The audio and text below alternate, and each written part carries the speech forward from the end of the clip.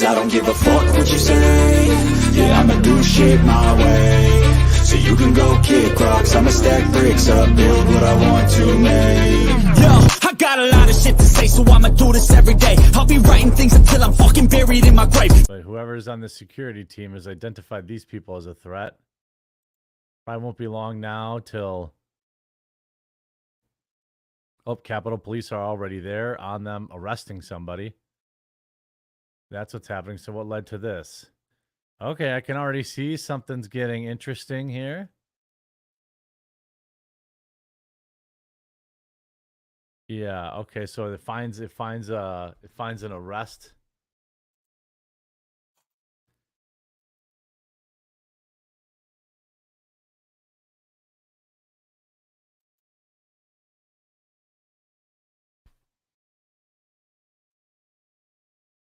Hey, Dirty Jared. Oh, CPR, is that what they're doing?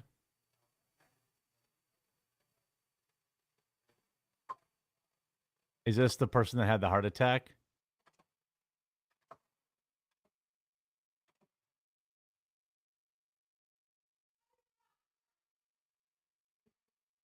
Let's see.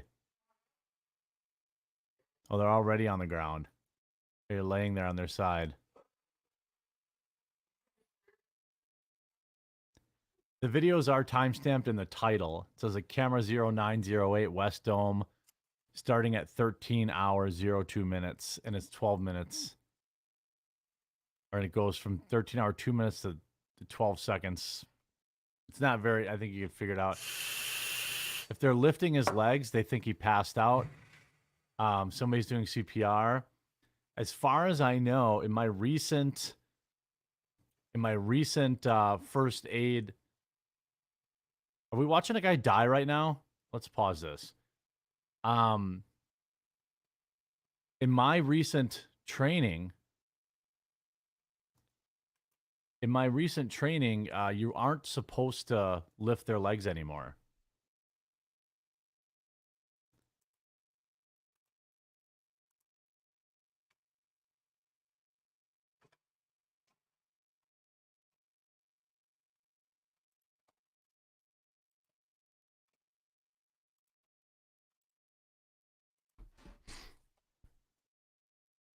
Yeah, I don't think you're supposed to lift the legs anymore. Another Panera Lemonade victim, perhaps.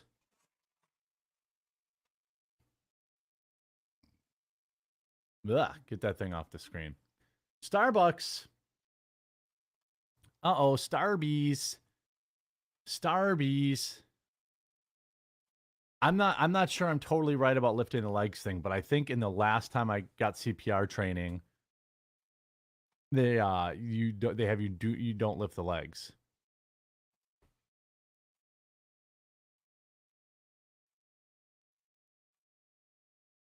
Starbucks has lost $11 billion in value in the last week.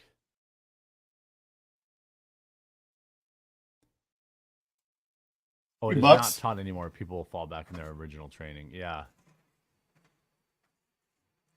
You got to put them in the recovery position if they just passed out. But they're doing CPR, so that person's dead. I think that I don't know the reason they don't teach lifting the legs during CPR anymore, but I suspect maybe people had back injuries and then they lifted their legs and they created them worse. I think.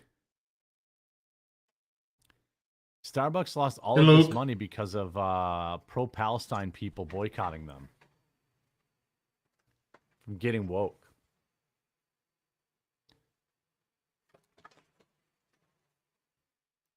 Starbucks Corp's recent weeks have been fraught with turmoil as a combination of boycotts, staff strikes, and lukewarm holiday promotion has led to a $10.98 billion decline in market value.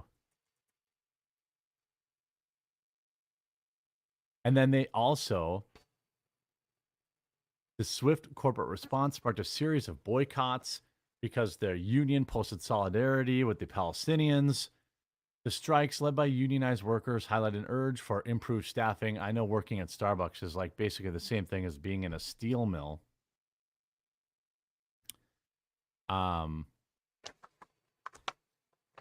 So a friend of mine, hold on a second.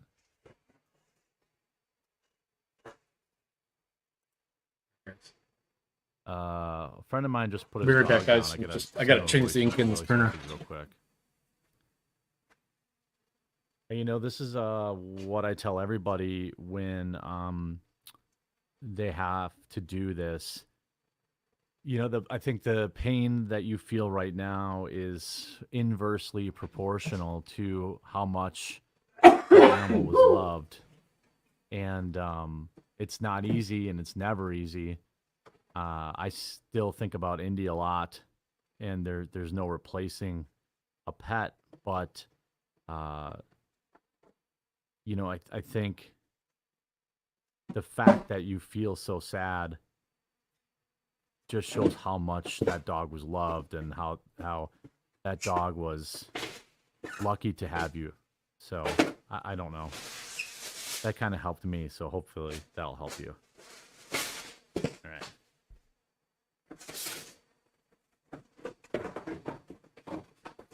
Yeah, I mean, I don't think like it doesn't get like busy and stressful there. I think, but I do think the unionizing Starbucks workers is a little weird. You know, a little weird. Go work in a factory once. Go do piecework. Go do piecework. Put together little plastic bottles that are in those. What are they called? They're like a plastic sheet, and it's like and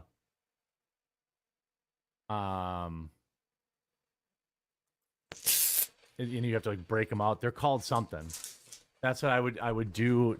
You know, for a little extra cash, I bailed out on that.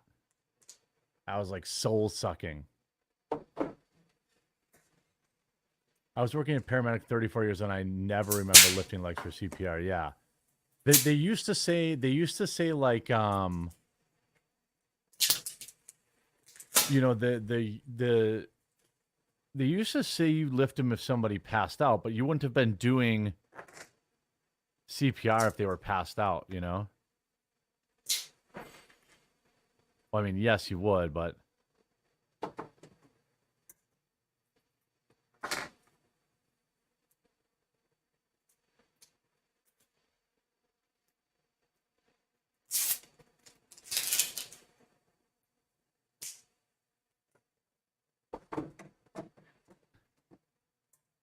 no, yeah, so anyway, interestingly, the promotion was known, so the Red Cup promotion, the event in 2022 generated record sales day despite over 100 stores striking, could not replicate the past success, showing only a 31% increase in visitors compared to last year's 81%. So they saw a 50% drop in sales. And I think part of the issue is that, I mean, really at the baseline of it, Starbucks Workers Union injected itself into the political conversation by, you know, I believe on the day of the Hamas terrorist attack, issuing some like thinly veiled pro-Palestine statement, which many people perceived as being like celebrating a terrorist attack. All right. Perception is reality, of course. Now, there's a lot of weaselly ways that a lot of people like Chicago BLM did the same thing, and they posted a picture of a paraglider and said something like, "Oh, well, we weren't celebrating the terror attack that was primarily known as them using known for them using paragliders. We were just celebrating liberation for Palestine." Okay, well then why'd you use the paragliders, you weirdos? You know. So I mean, I think that's so. Starbucks Workers Union issued that. I mean, you sell overpriced coffee. You know, you sell overpriced coffee to middle class white women. It's really not all that complicated. And let me share with you, friends, a little bit of insider coffee knowledge, okay? Do you know why Starbucks is so popular? It's not coffee. It's sugar. All of their drinks, you know, nobody is raving about Starbucks's dark roast. Any quality of bean, any coffee is going to taste amazing when you put 18 tablespoons of sugar in it. And that's what these, you know, I used to work at an office where there was, I think there were about 100 employees, and there was 7 men and 93 women that worked in that office, roughly. That was the split, right? And there was multiple daily Starbucks runs from these women, because they would all have the app. And there was a Starbucks that was like literally right up the road.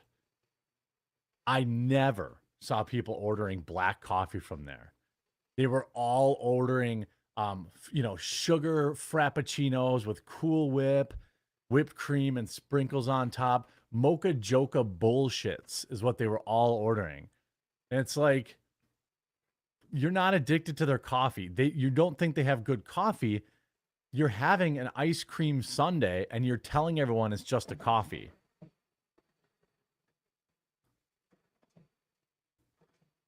I mean, there are enormous amounts of overweight people clutching a Starbucks cup all the time in that office.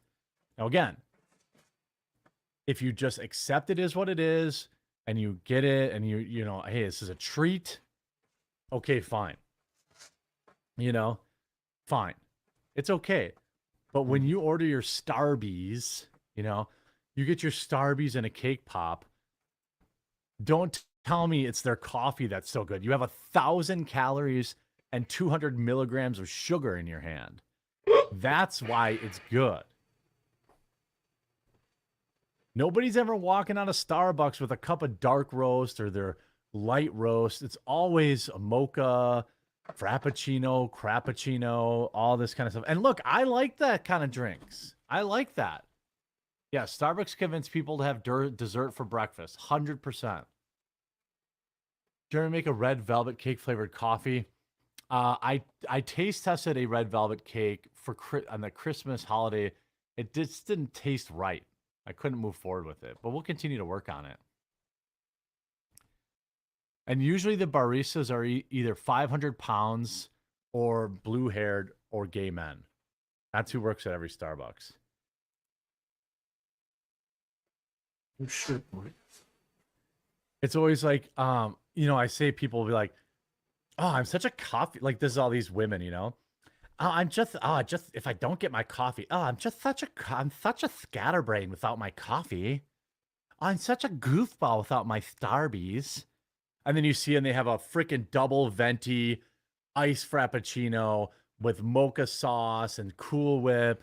I was like, that's 1,000 calories you're drinking right there. I just love my coffee. Ooh, it's coffee and Diet Coke. I'm so interesting. Oh, it's like, you know, you don't like coffee. You like dessert. You like your cake. Now you can order, like, I would order from the app from there. Obviously before I had my own coffee company, I would order from there. And once I started looking, I would be like, okay, I would get like a mocha latte with no whipped cream and like skim milk. You could get it down to like a reasonable, like a venti would be like 300 calories, but that's still a lot. That's 3 cans of soda.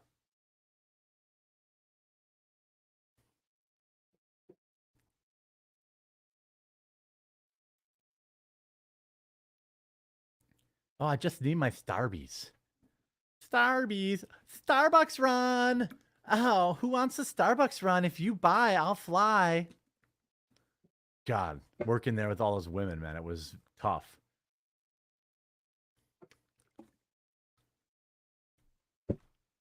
The worst offender is Starbucks venti hot mulled fruit. 99 grams or 25 teaspoons of sugar per serving. Yeah, jeez.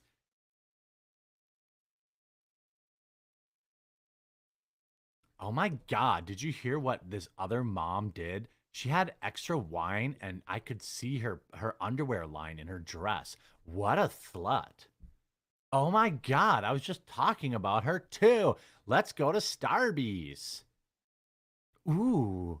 Ooh, Starbucks. Ooh, I do like that idea. Let's be naughty. That's who goes to Starbucks.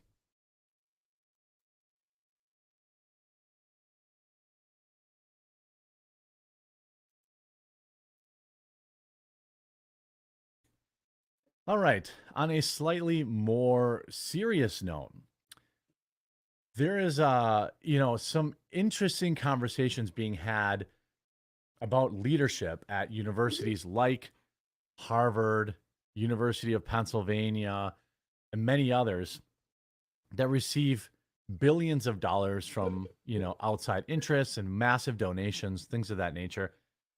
And their convenient testimony yesterday where all three university leaders refused to say whether or not anti-Semitism is harassment. All of them. Now, again, I'm not, words are words. I'm not going to ever say, hey, words should be illegal or, I don't believe in hate speech. But I do think it's pretty funny that all three leaders of these, Harvard, Yale, all these people, this is what they said. And Dr. Gay, at Harvard, does calling for the genocide of Jews violate Harvard's rules of bullying and harassment, yes or no? It can be, depending on the context. Instead of saying yes, she's like, oh, well, it depends. Literally calling for the removal of an entire race of people depends on whether it's harassment or not. What's the context? Targeted as an individual, at an individual. It's targeted at Jewish students, Jewish individuals. Do you understand your testimony is dehumanizing them? Do you understand that dehumanization is part of anti-Semitism? It's the first step. I will ask you one more time. Does calling for the genocide of Jews violate Harvard's rules of bullying and harassment, yes or no? Anti-Semitic rhetoric. And is it anti-Semitic rhetoric? Anti-Semitic rhetoric, when it crosses into conduct that amounts to bullying, harassment, when it crosses into intimidation, conduct, that is actionable conduct, and we do take action. So the answer is yes, that calling for the genocide of Jews violates. Imagine it's like pulling teeth to get these people.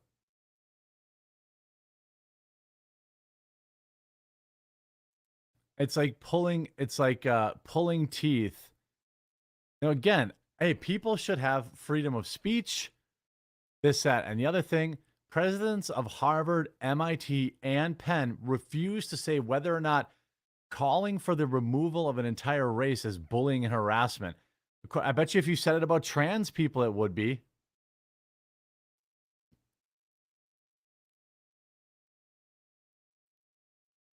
I got to pause this video here and address a chatter, an individual chatter. Most people in the chat know the rules, right? I don't give a fuck about Jewish people or Palestinian people as a TM, group of people, okay? But if you're going to come in my chat and spout fucking stupid the Jews shit, this is not a place for you. Okay? I don't ever think about Jewish people. I don't care about them I care about the ones that I know. But if you're going to spout that kind of crap, Like, I don't, that this isn't the place for you. Okay, so I don't care if you want to talk about the individual actions of somebody or government or whatever. You know, that's fine. But I don't fuck with racism in my chat. It's cringe, dumb. You're better than that. I'm not gonna call them up by name, but they know who they are. Okay, back to the video.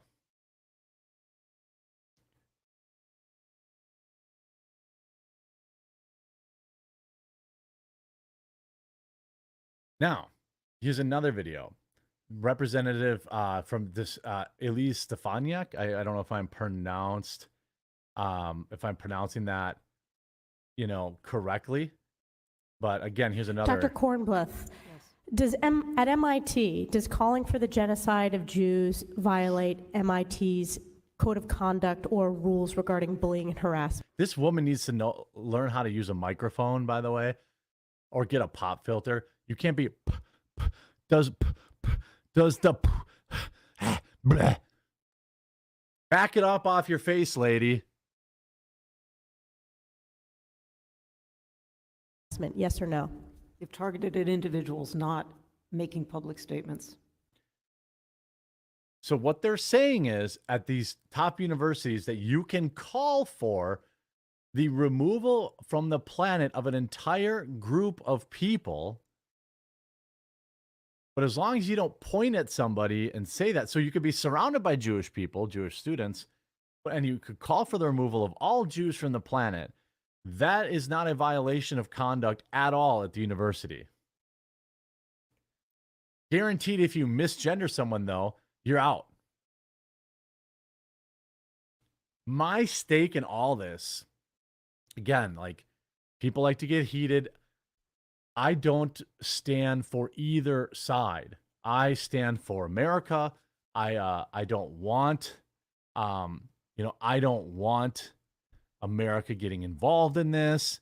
I don't want my coffee companies getting involved in this and my hot dog companies getting involved in this. Yes or no? Calling for the genocide of Jews does not constitute bullying and harassment? I have not heard calling for the genocide for That's Jews not on what she campus. asked. But you've heard chants for intifada. That's true. I've heard chants, which can be anti-Semitic depending on the context, when calling for the elimination of the Jewish people.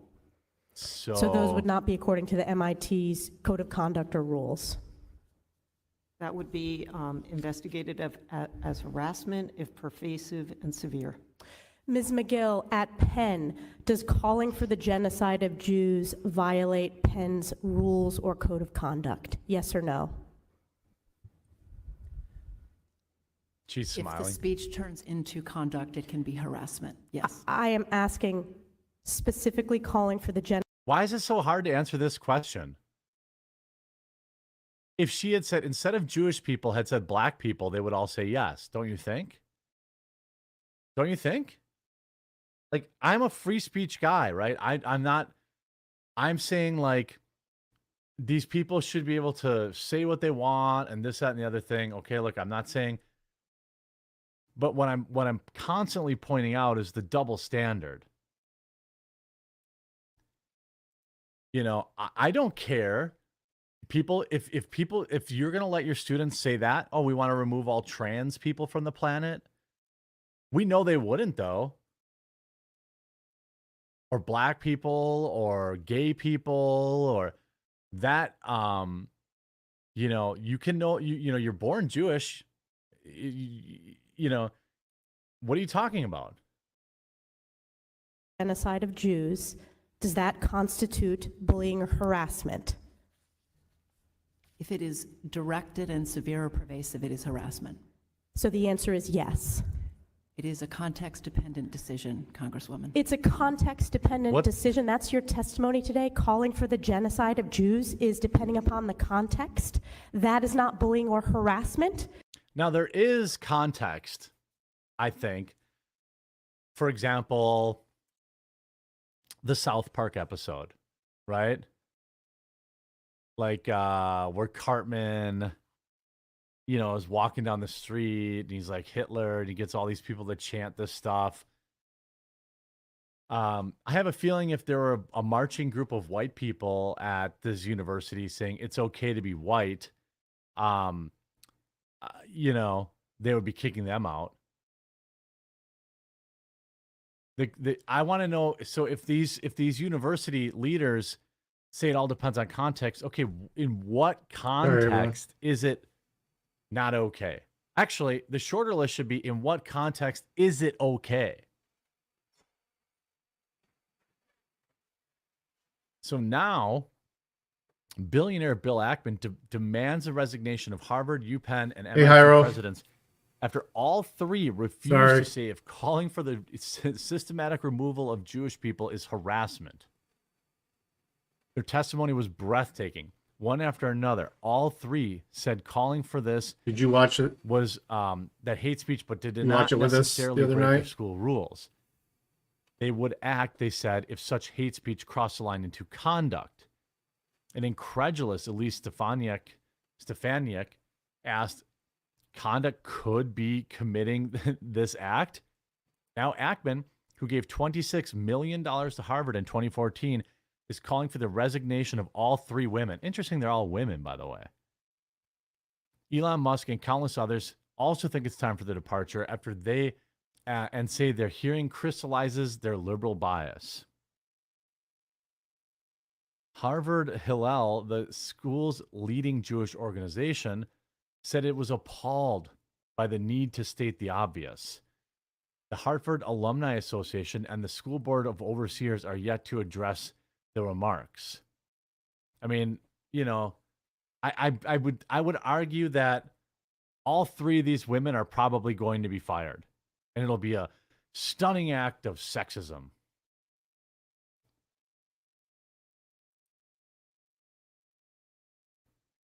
The refusal to draw a line around these kind of speech is a violation. We are appalled by the need to state the obvious. The president of the university's failure to properly condemn the speech calls into question her ability to protect Jewish students on Harvard's campus. Yeah. I mean, there is context, I suppose, if you were joking, all this kind of stuff. But, these people are nuts. And here's Bill Ackman. The presidents of Harvard, MIT, and Penn were all asked the following question under oath. The answers they gave reflect a profound moral bankruptcy of these individuals.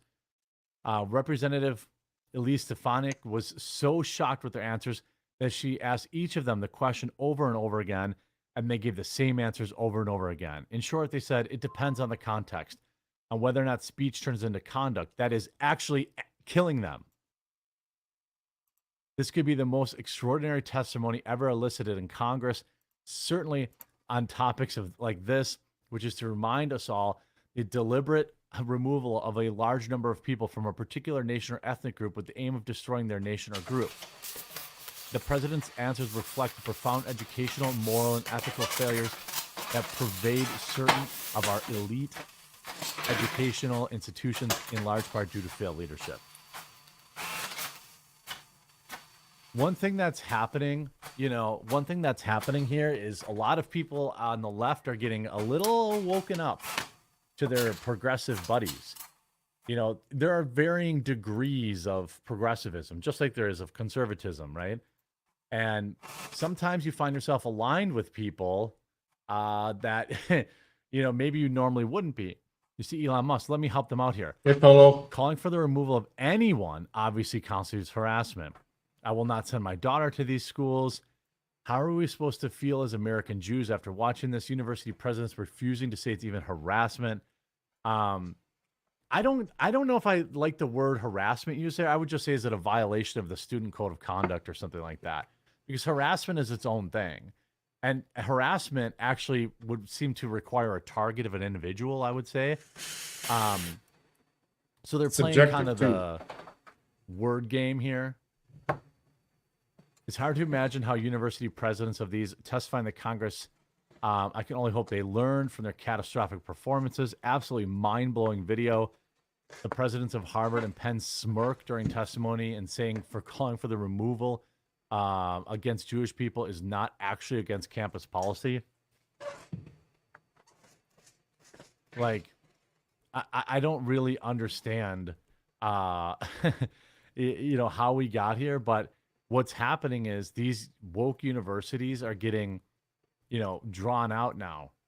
Now we're really seeing it. And then, you know, you look at these people, these universities, they get a lot of money donated from Jewish people. Bill Ackman, who I assume is Jewish based on his position here, but I don't know that for a fact because that's not something I ever care about anybody. But if he is, he gave him $24 million. I'm sure that's a check he wants back. So all these like woke progressive idiots, I don't think it should be whoever side you're on in this dispute, which by the way, I am on neither side. But if you have a side in this, I think it's pretty clear. It's pretty sad that you can't say, yeah, calling for the systematic deletion of an entire group of people is okay. Like, I think it's pretty bad that we even have to ask that question, and it's even worse that these idiots refuse to answer it. And by the way, their refusal to answer it means that is an answer. Like, people get that, right? That is an answer.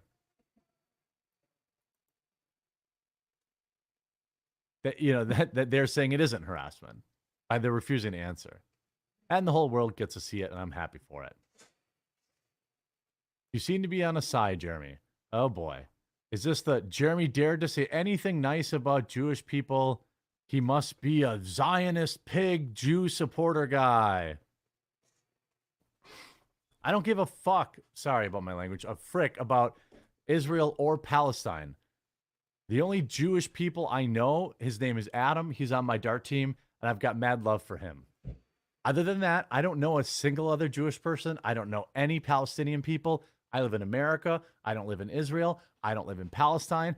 We have our own problems here. We're being invaded on our southern border. We have 100,000 people a year that die from fentanyl overdoses. Our VA is in shambles. We don't take good care of our veterans. We have a homelessness epidemic. We have a drug addiction epidemic.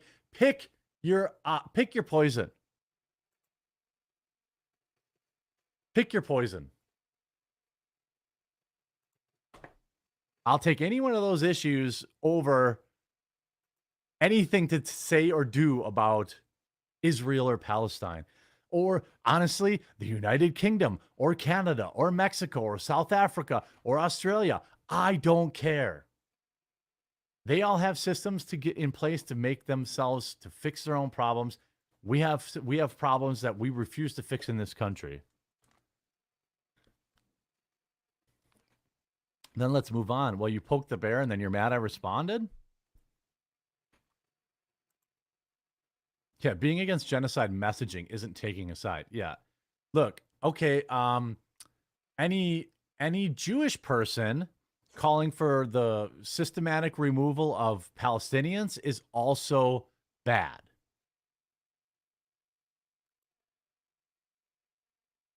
Okay? They're also bad.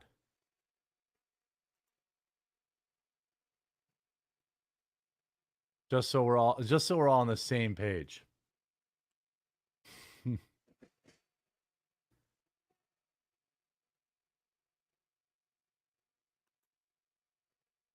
Now I get checks from both the Palestinians and the Jews. Wait, I'm sorry. We established this, right? The Jews.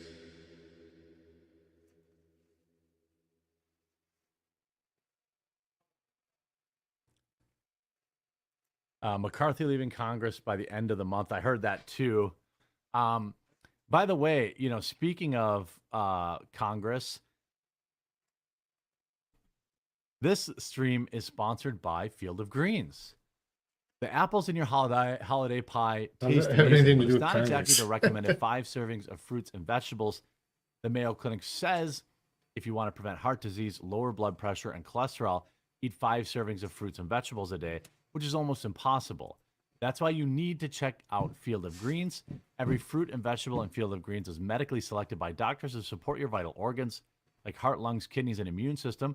The holidays are here. You need to stay healthy. Plus, you'll notice your skin, hair, and nails look healthier too.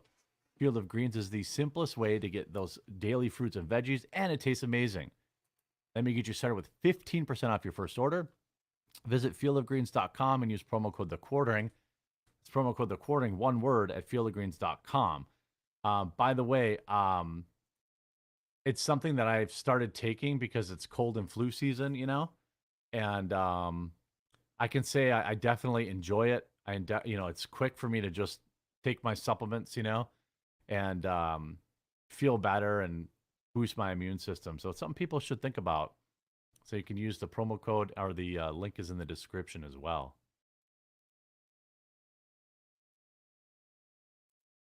You know, I've spent a decent amount of my time here in Congress sitting through panels and hearings of men attempting to restrict the rights of women and telling us that it's for our own good. Really? Name one. Literally name one. Literally name one.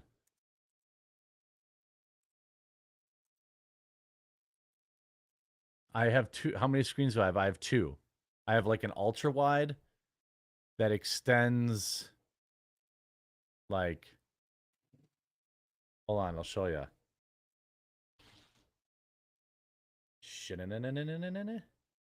Whoops.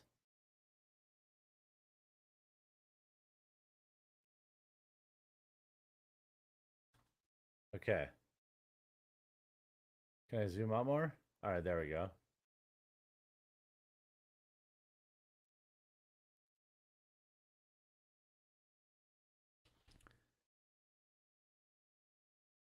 It's like that. So that's one big monitor in the center that I stare at. I use it as like 3 monitors, but it's just one monitor, and then I have one off to the side.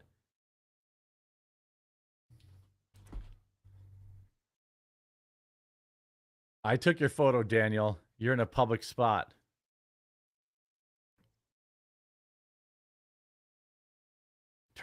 She says, targeting trans children for playing sports makes all women, whether trans or cisgender, less safe. Not letting a biological man with his female penis fully erect around your daughters is making them less safe.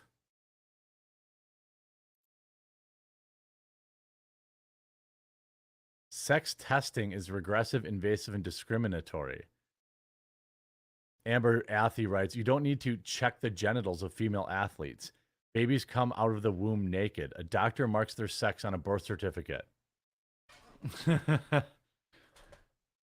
Like, that's, you know, that's, it's the idea that, you know, if you don't allow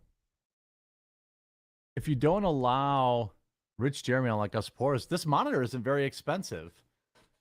It's, you know, if you look up like the Samsung ultra wide, whatever, it's was the bigger size they make. I mean, I'm not saying it was nothing, but it's definitely not like, you know, it's not crazy expensive. Yeah, he said female penis. It's like, trans by woman. the way, when is the last time you saw AOC get ratioed into oblivion like this? They're like $1,000 plus. No, it was way less than 1,000. I bought it on like, I think I paid 600. I'm not saying that's not nothing, but I'm saying, plus it was actually a tax write-off. Literally, a literal tax write-off. Doesn't she always get ratioed? I don't think so. Because she has, you know, all her followers are on Twitter. Yeah, no, she doesn't get ratioed all the time. She very rarely does. Jeremy, it's totally cool that you spend a lot of money on your equipment you use for your job. Oh, no, I know. It's a write-off. So, yeah, right. Myers, yeah. It was a write-off, so it was free. I just printed off a sheet of paper for my printer, and it just has the text write-off on it. I handed it to the guy at Best Buy, and he just gave me the monitor. You guys haven't done that? I love that the tax write-off, it's like printing money. Yeah, I like it. I love that the tax write-off has become a part of our deep lore.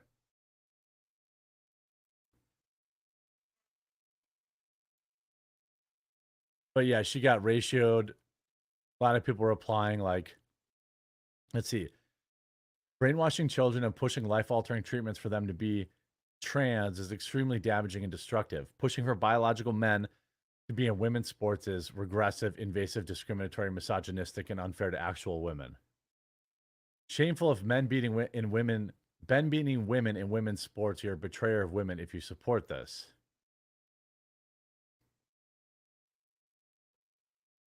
Why don't you stick up for all the women being robbed of spots on all female teams? Do you hate women? Have you ever heard of testosterone? I mean, everybody in here, I mean, I think this is like, you know, the Elon effect. A lot of like hyper progressives, they're still on Twitter. Like, they're definitely still on Twitter, but they are not like, they are not as active.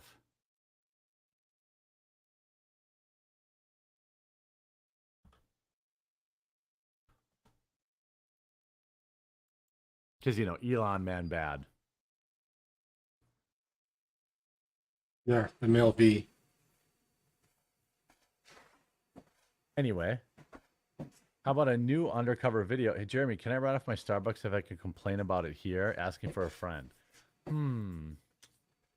Well, if the Starbucks was required for you to be here, I think that's a clean write-off. Now, the fact that you're drinking Starbucks and not coffee brand coffee means I'm going to call the IRS and out you, though. It has to be coffee brand coffee for it to be a legitimate write-off. Everyone knows that. I don't make the rules.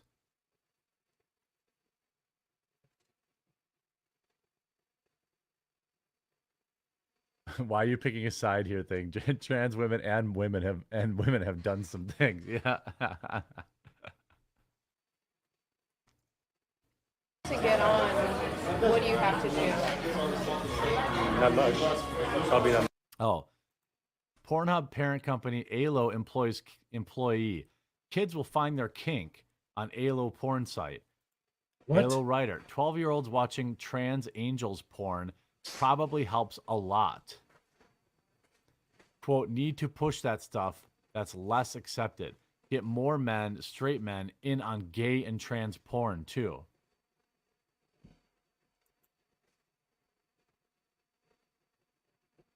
Much, yeah. How easy is it for like an underage person to view the site? Hub's parent company, MindGeek, now rebranding as ALO, who has written scripts for MindGeek's porn sites and advertisements for over 5 years. Today, meet Sil Fernandez. Fernandez is a production coordinator for some of MindGeek's plethora of porn sites. How long have you been at MindGeek? At MindGeek? Yeah. Oh, it's going to be 2 years next month. While states are currently enacting laws to require IDs to prevent children from entering porn sites, these three men talked to our undercover reporter about children viewing pornography on MindGeek sites, including Pornhub and TransAngelsAndMen.com, which are MindGeek sites featuring studio-produced transgender and gay-focused pornography. How easy is it for like an underage person to view the site? Just go to the site. To be fair, that's not a them problem. That's a, you know, internet regulation problem. Let's not pretend like porn is hard to find. Anywhere. You know. Get on, what do you have to do? Not much. Probably not much, yeah. There was a study that was like, I think it was like 11 years old is the average age kids are now viewing. What do you think about that? I mean, sounds like my age. I also do so. Really? Yeah. I will continue to say, like, these guys are really stupid. They want to get their wieners wet, I'm sure. Because, like, these questions are so obvious. Like, I know she's going to get better at this, but that's my one big critique for her. is that like, I mean, it's so like, if I was in the business, let's say, of making pornography, and the woman I'm out on a date with is asking me very specific questions about the porn industry and citing reports to me about the porn industry, like these guys are vaginally blinded. TM trademark. Like I mean, it's like, oh, okay, you're obviously recording me. Cool, I'm out of here. Like, I mean, are you kidding me?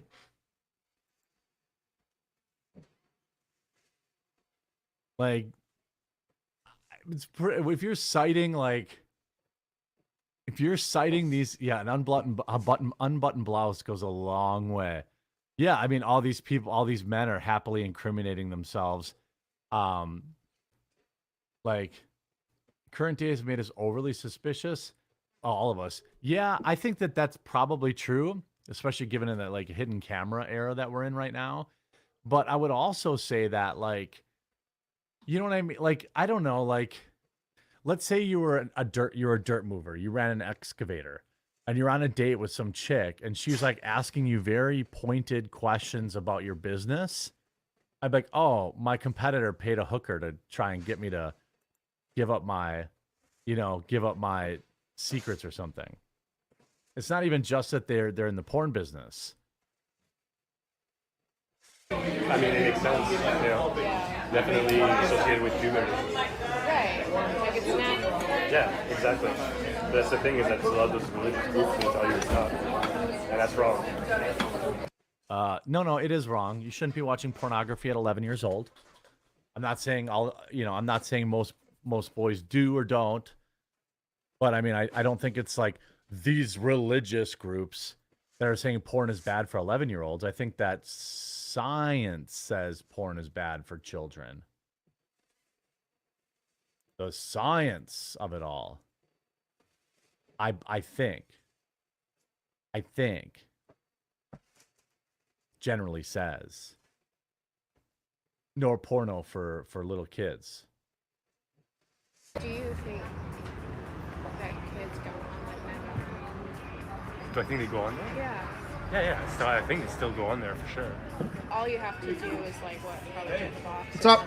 Got a second? I think so. Yeah. I probably just have to argue way too. Will you help me fill out my W-4 for Vectrum? Yeah. I don't think they've done like too much on that. It's got some educational aspects to it. It's got educational aspects. Tranny porn is educational for young kids.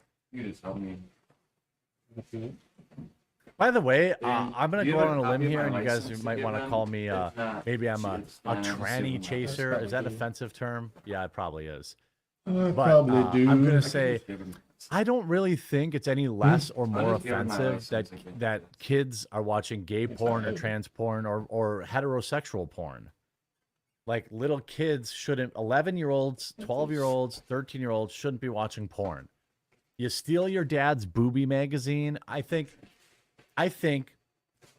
stealing your dad's booby magazine with ridiculous 80s boob jobs in them, where they're like the boobs are rock hard, you know? Put on the wrong one.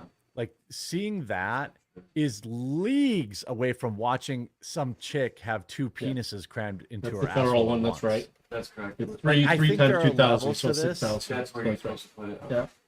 Yep. And then you would just put the 3 underlined Y'all can 6. Jeremy has Oh, been you through. do I've it seen on guys in my state as trade well. just give away Yeah. every secret because they like to Yeah. brag. But it would Then just they be get a coffee number and 3 piss when it instead happens. of People are times stupid. 2,000. That's true. Okay. All right. 100% true. Yep. Speaking No problem, of brother. Yeah, cramming let me 2 meat print this for logs you real into quick. one asshole, King of Biltong is here. Good afternoon from Anton's in Roanoke, Texas. Free shipping on your Biltong using code the Q on Exemptions, www.landofbiltong.com and Anton. Any other thing, and if you put an actual Person who did amount the there, super that's chat they're going for to us take on that Tim amount will beyond email us, your please. exemptions. There So you don't want go. to put anything in there. I do enjoy my Biltong. I had my Wagyu and cottage cheese for breakfast today. My whiteness is clearly showing. I don't know if you had any. With what? Why that? Child support? What does that mean? I don't should get say it. the state.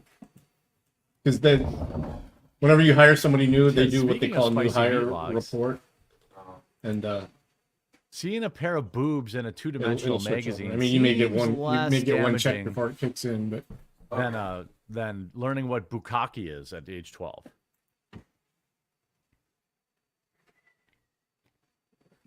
I got it right here. Let me just download it for you. Yeah, there's so many. I need your social too. Rice and Fernandez had more to say about their work, specifically in I got a LGBTQ picture of it. content. So. Do you think some like lonely, repressed 12-year-olds are going on trans angels? It's been sitting up there forever. I think so. You can take it. I don't care. I mean, like, It's think been up about it. there Let's say after we you're have it. 12 years old. You're still figuring out your sexuality, maybe even your gender. Wouldn't it be helpful to see, not a celebration, but just like maybe a normalization of something that you think is what you want, you know? This is gross. This guy is saying well, actually, we're saving the kids. It's the only place they don't spray in the place, so it is down here. Actually, Actually, by producing that's just the moisture. trans Whenever porn and gay porn, I think when they sealed it, they didn't use we're creating more like gay a and rubber trans coating people. type That's what he's sealing. saying. I mean, all they did right? was quit this. Yeah, they just painted it. Pretty sure that's Probably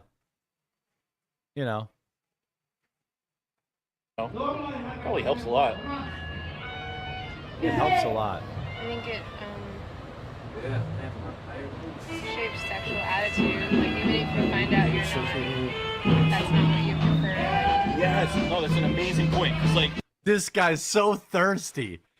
That's an amazing point. Yes, that hardcore double penetration gay porn that I'm making is in fact saving the world. Yes, girl, you're so smart. if let's say I was 12 and I saw like trans angels, I saw all these different sites, it would help me figure out what I do like and what I don't like. Because if you're exposed to nothing, you have no idea. Yes, but if we control what you are exposed to, we can groom you. This guy's an actual groomer.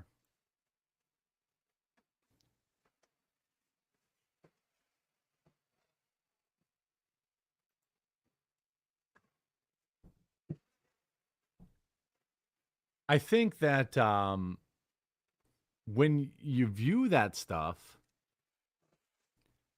like, put it this way, though. I don't think that viewing like gay porn when you're 12 is going to make you gay. Is that doesn't seem likely, because I do believe gay people are gay people.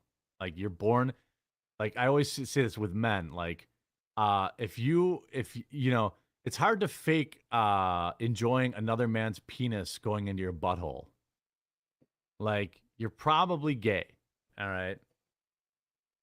There are definitely gay people, but then there are also, I believe, people that are groomed into it, especially women, because it's you're not taking a dick in your butt, so it's very easy from a physical perspective.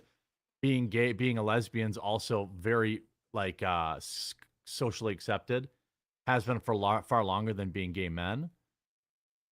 But then, you know, I also think that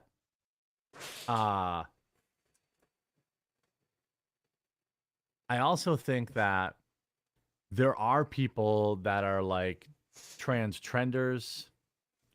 There are people that see this stuff, are young and impressionable, and can be groomed into, in particular, a lot of these like halfway positions, right? Bisexual, agender, all this kind of crap. Like, these are the people that they couldn't quite groom all the way.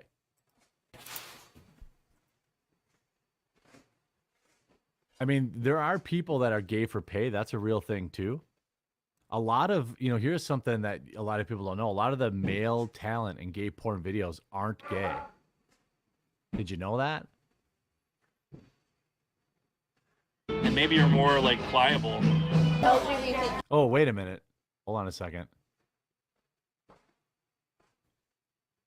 It's a lot. Yeah. I think it shapes sexual attitude. Like even if you find out that's not what you prefer. Yes, no, that's an amazing point. Because like, if let's say I was 12 and I saw like trans angels, I saw all these different sites, it would help me figure out what I do like and what I don't like. Because if you're exposed to nothing, you have no idea, and maybe you're more like pliable. He said the thing. He said the thing. He said the thing.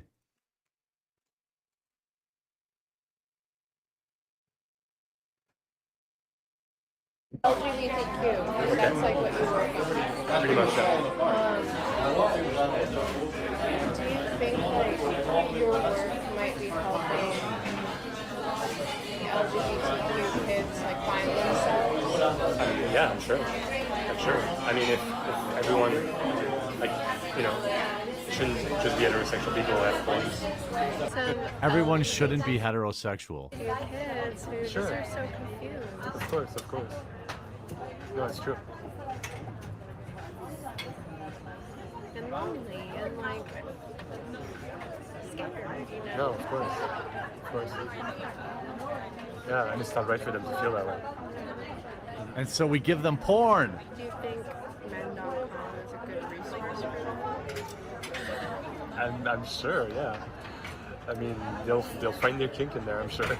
The thing is, they'll find their like kink. when you write for like Sean Cody, which is like primarily gay targeted, when you write for Trans Angels, which is trans female presenting targeted, you also try to see how much you can take of that and bring it to mainstream vanilla content, right?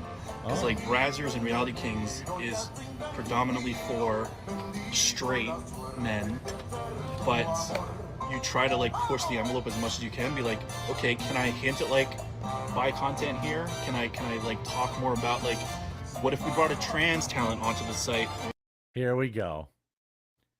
I feel like I want to make a standalone video about that, but I also don't want to get demonetized into oblivion.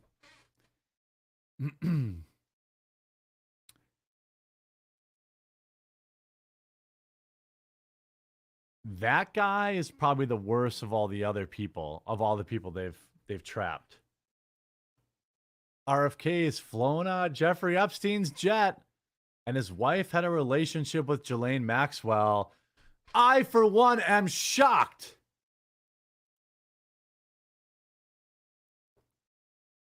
I, for one, am shocked that yet another politician has been to Epstein Island. Well, he says he flew on the jet. I was on Jeffrey Epstein's jet 2 times, Kennedy said, as dubbed the Lolita Express, for its use taking girls to the disgraced Money Man's private island. It was in 1993, and I was on it, and I went to Florida with my wife and 2 children to visit my mom over Easter. My wife had some kind of relationship with Ghislaine Maxwell. Yeah, buying 12-year-old girls for you to have sex with.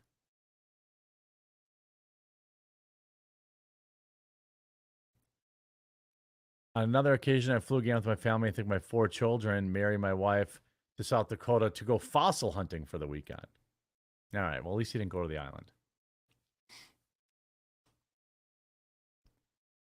Release the flight logs. They're never going to release the flight logs. You know, by the way, where's all this, like, you know, remember how they said Epstein had all this, like, blackmail stuff? I can't believe none of that got out. I really can't. Shit. Not one thing. Oh, shit. This did the wrong person. They did release. They released. Yeah, we know a lot of people that were on the plane.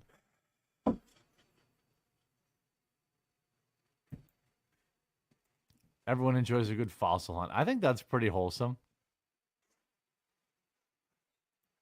Virginia man now presumed dead. Not Virginia man. I think the more we learn about this guy, the more it kind of turns out that he's just kind of a Looney Tune.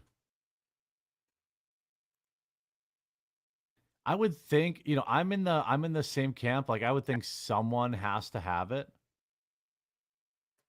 but I don't know.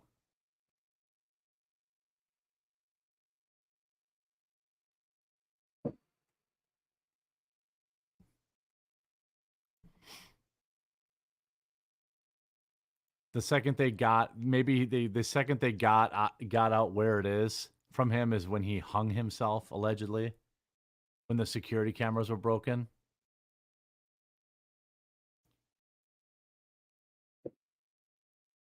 Yeah, the FBI has it and they're just using it. Yeah, I wouldn't doubt that. Whatever intelligence agency has it is currently using it.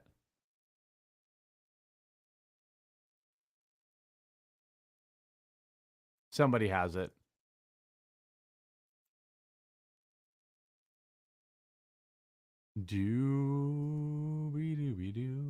I feel like doing a video on this guy. What a creep. It sounds like a Black Mirror episode. The police can enter your home unannounced, search your phone and computers, and arrest you for the things that you're reading, watching, or posting online. If you refuse, you could be sentenced to 12 months in prison. But it's not a Black Mirror episode. It's worse than that. It's real life. At this very moment, the government of Ireland is trying to pass a law before Christmas that will let the police go into people's homes and confiscate their phones and computers. Now, you might think Ireland doesn't matter, that it could disappear tomorrow without much. Dang it, my left ear's enjoying this. Z-Bob says, can't fetishes develop over time? You have to admit that some of these LGBT groomers probably wouldn't be grooming if they had less traumatizing childhood. Yeah, I would agree with that. I also think that a lot of fetishes happen through prolonged and consistent pornography consumption. It's like you know, people watch like wilder and wilder stuff. You know? Who's a guest for tomorrow? Let me look. I've had a couple people cancel that I haven't rescheduled. Let me check. I've got to get a few people rescheduled. Should I do a video on this? Okay, let's go back here.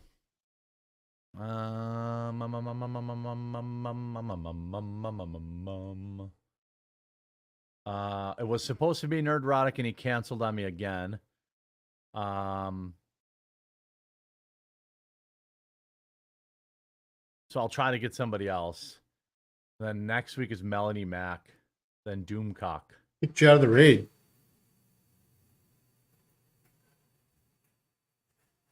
He got double booked. They didn't kick you out. Fine, it You happened. just didn't survive. You know, Roseanne Barr didn't. Because half the crew died. Yeah.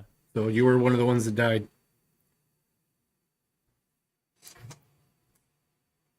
There's a video that's going around on Twitter from investigative journalist, I believe, Michael Schellenberger.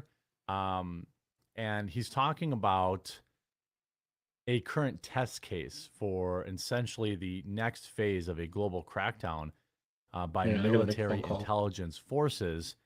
And, you know, I think that, you know, this is an important video. I know that, for example, you know, a lot of my viewership, it's all over the world. And so I try to cover things, you know, I try to cover things for everybody. Wait, it's lagging so bad it's impossible to watch. Oh no, that's not on my end. Maybe refresh.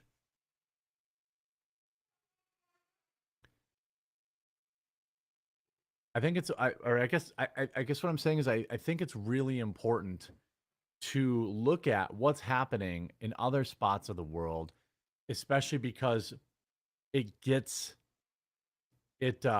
comes here, right? We see all this crazy hate speech stuff that's, you know, was over on in the UK and Canada and all this. And then now it's here in the United States.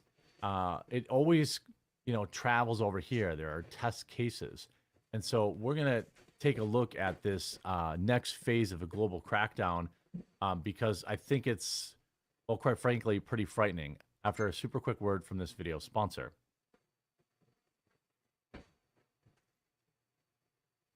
So, new Schellenberger says Ireland is the test case for the next phase of the global crackdown by military intelligence. And he's got this video here, which we're going to go through. It's just 2 minutes long.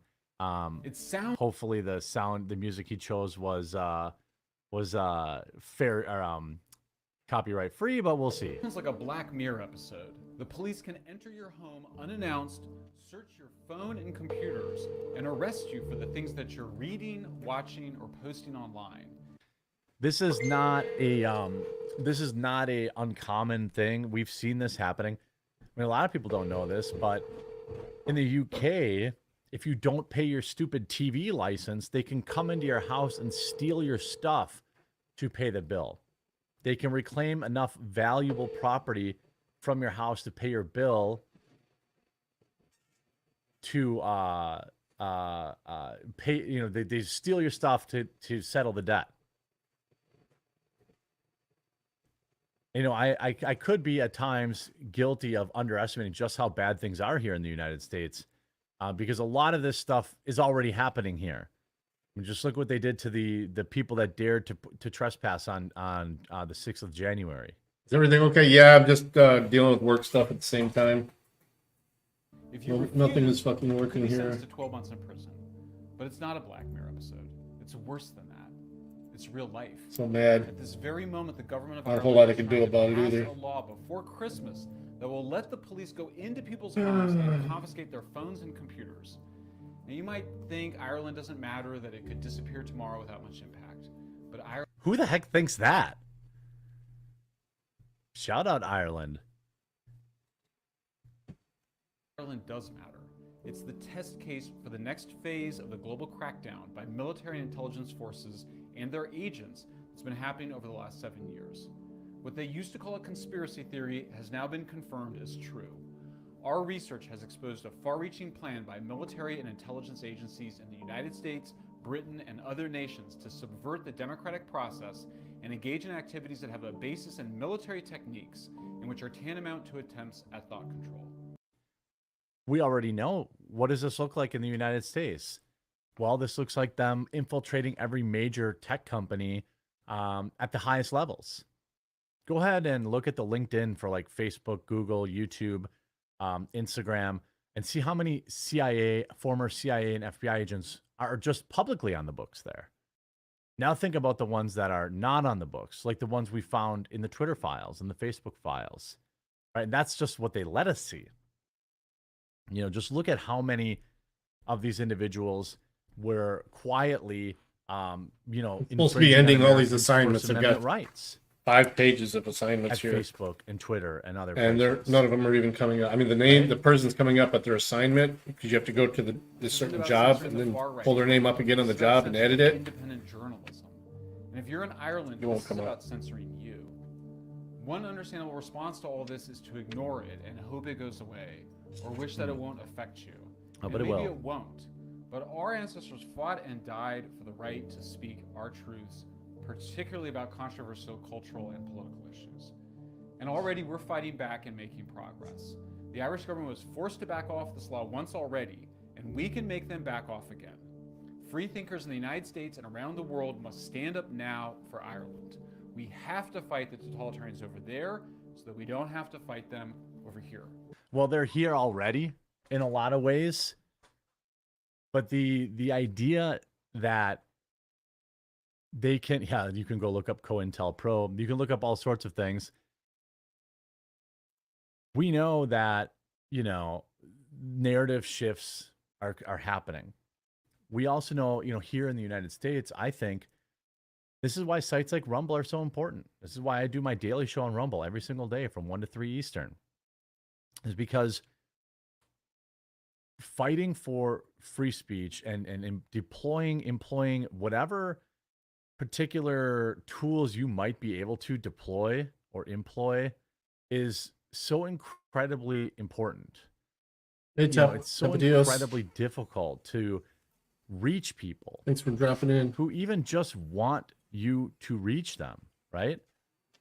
The people that I want to reach out to, the people that I want to talk to, 1.1 million people on YouTube alone, barely 100,000 of them see my videos when I upload them. Now, I know lots of people, you know, move on and they don't necessarily go and unsubscribe. They just don't watch your videos, all this kind of stuff.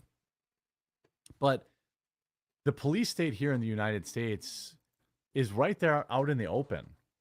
Again, I ask, you know, look at what they did to the people that they deemed inconvenient politically. You know, people like Owen Schroyer. They put that kid in prison, never even stepped foot in the Capitol. Okay. Didn't mind all those pro-Palestinian people throwing paint and damaging property at the Capitol, though. Didn't mind the insurrection that happened in Madison. Didn't mind the insurrection that happened in Nashville. Not a single arrest, not a single family ruined by the FBI from what I've seen.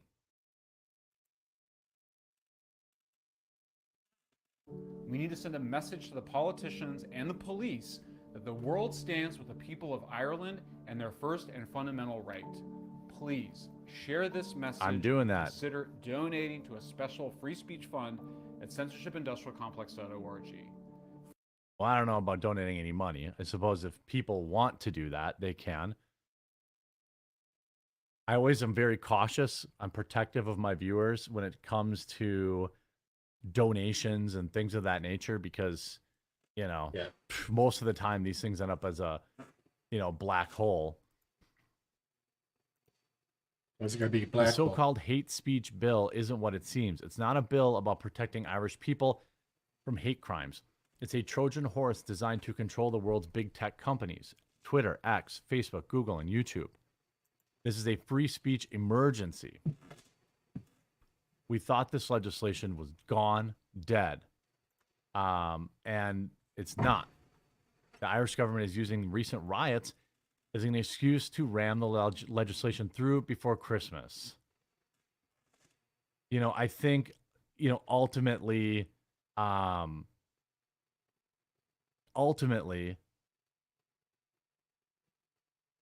this is a big deal, right? This is, you know, I'm not going to pretend that I'm some sort of freedom fighter sitting here with pita chips and meal waters in my desk, you know, here in Wisconsin. But I will say that, you know, I'll continue to signal boost and inform, fight back against this stuff. And the way I do that is by embracing new technology, new platforms. Long before I ever had to deal with Rumble, I was, you know, on BitChute, Odyssey, VidMe, if you remember that. Even that one site that burnt up in like a very short period of time, Storyfire. Any platform that exists, mine's, you know, Truth, Gab, I'm on all of them. That's how I fight back because they're less likely to be as easily controlled. Yeah, working here too. This is not a drill. This is not about Ireland. This is a totalitarian effort by global elites to censor all of us. It's right there in black and white. Quote, one of the key features of the bill, right, two attorneys with a leading Irish law firm, quote, is the provision for offenses by corporate bodies. How can big tech companies avoid censorship? You guessed it, by agreeing to the regulation of their content by the government. The current iteration of the bill provides a defense for the corporate body to show that it took all reasonable steps and exercised due diligence to avoid the commission of a particular offense. Therefore, to establish and maintain such defense, companies will need to have the appropriate processes and procedures in place. The Irish government is almost certainly not acting alone. As my colleagues and I have reported, the demand for censorship is coming directly from the militaries, intelligence agencies, and their front groups in the United States, the United Kingdom, and around the world. The intelligence communities of the Five Eyes nations, US, UK, Australia, Canada, and New Zealand, have been working together to censor ordinary citizens and politicians alike for disfavored speech for the last several years. This is not a time to mince words. What governments are doing is against the law. They are violating our constitutions of the nations that the people elected them to uphold. Because of the high level of secrecy they're using, we can't say whether or not they are rogue elements within governments or whether these orders are coming from heads of state. But we do know that demands for censorship have come both directly from the United States military and from heads of state in Western nations around the world. What's happening should terrify all freedom-loving people. We must fight back. It starts with recognizing what's going on. So there's some other free speech leaders worth following here. Ben Scalen, I'll follow him. Free Speech Ireland, I'll follow them. This is nuts. This is nuts, and this is not just Ireland, right? This is coming everywhere. It's going to be a scary time, especially this election year. Please share this video, share the message, and let people know. It's a wild time. So definitely a wild time indeed.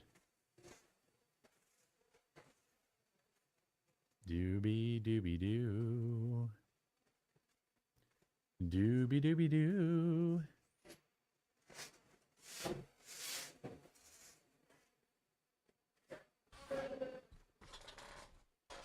By the way, want to remind you, this stream is sponsored by Field of Greens. It's something I take. I don't say that if I don't. The apples in your holiday pie taste amazing, but not exactly the recommended 5 servings of fruits and vegetables. The Mayo Clinic says if you want to help prevent heart disease, lower blood pressure, and cholesterol, eat 5 servings of fruit and vegetables a day, which is almost impossible. That's why you need to check out Field of Greens. Every fruit and vegetable in Field of Greens was medically selected by doctors to support your vital organs, like heart, lungs, kidneys, and immune system. The holidays are here, and you need to stay healthy. Plus, you'll notice your skin, hair, and nails will look healthier too. Field of Greens is the simplest way to get those daily fruits and veggies in. Tastes amazing. For me, it's about just banging it out. Put it in, you put it in a glass of water, drink it, and get after it. Field of Greens is the simplest way to get that. Let me get you started with 15% off your first order. Visit fieldofgreens.com and use promo code TheQuartering, one word. That's promo code TheQuartering at fieldofgreens.com, fieldofgreens.com. It's also in the description below. Thanks to you, I now have a Rumble addiction. Rumble's getting so much better. Like, their app is constantly improving. Yeah. I can agree. see that, like, my video views on, like, my kind of, like, normie topics are getting better. Getting tons of new more followers and more almost people every watching day my on Rumble videos as about well. Disney and this, that. Nobody ever It's a chats. slow roll, right? Nobody's ever saying But when I anything in started chat, uploading, I was getting like 3,000 to 5,000 views per video. Now I get like 10 to 15,000 views I'm up per to video. 206 followers on Maybe Rumble this time now. next year I'll be getting 30 to 35,000 videos, views per video. That starts adding up. You know what I mean? Like, that stuff adds up. And You're they're not going to already bring in on Rumble. advertisers. Here's So this stream right content now creators will on Rumble. be more interested, be more likely to want to advertise here. I mean, okay, fine. Apple and, whatever they want to say, what they want to say, they don't want to advertise here. I don't know if that's true or not, right? But, like, there are plenty of people that do. You should look into Fergie. He's an heir to the Cox fortune. Huh. He's got $250 million to spend on communist revolution. Great. Yeah, Rumble supports small creators. I know, Dan, I saw you're in that program. Absolutely. They need to promote certain creators more, though. Look, I mean, that's maybe true, like normie content stuff. But also, like, creators need to promote themselves too. I think one of the things that, gets annoying, obviously I say this as a, contracted Rumble guy, but I see this with a lot of, like, YouTubers that want to come over here and they're like, oh, well, I uploaded my videos and I didn't just magically get a bunch of views. Well, yeah, you still need to put in the grind. The difference is that you don't have to be censored. Bend over. You know?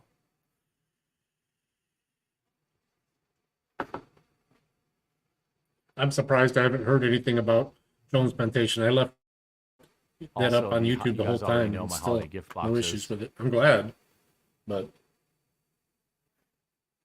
They're the best. I was pretty sure I It's was now going to catch only something on that one. like a few Maybe weeks because we before did pause it Christmas. once in a while. Coffee Brand Coffee is my company. We roast our own beans. All this stuff. We have the best gift boxes, I think, out there. They sell out every year, and they're selling fast. I mean, I could tell you right now, we've already sold 79 today. They sell fast, and so I want to remind people, coffeebrandcoffee.com, pre-made gift boxes. We also have this customized gift box builder. So even if the person that you need to get a gift for doesn't drink coffee, we have 15 organic teas. We have 4 real cacao cocos. We have just a ton of premium snacks that you can build and put out there. And you can build it. It comes in a nice box. Just stick a bow on it, hand it to them. You don't even have to wrap it. So promo code BESTGIFT is one word. You can also save 10% on it.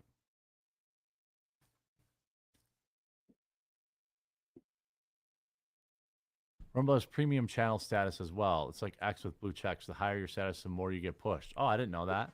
I didn't even know that.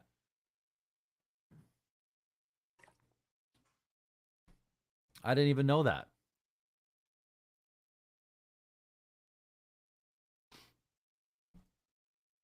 Lots going on still. What do you guys got going on this week?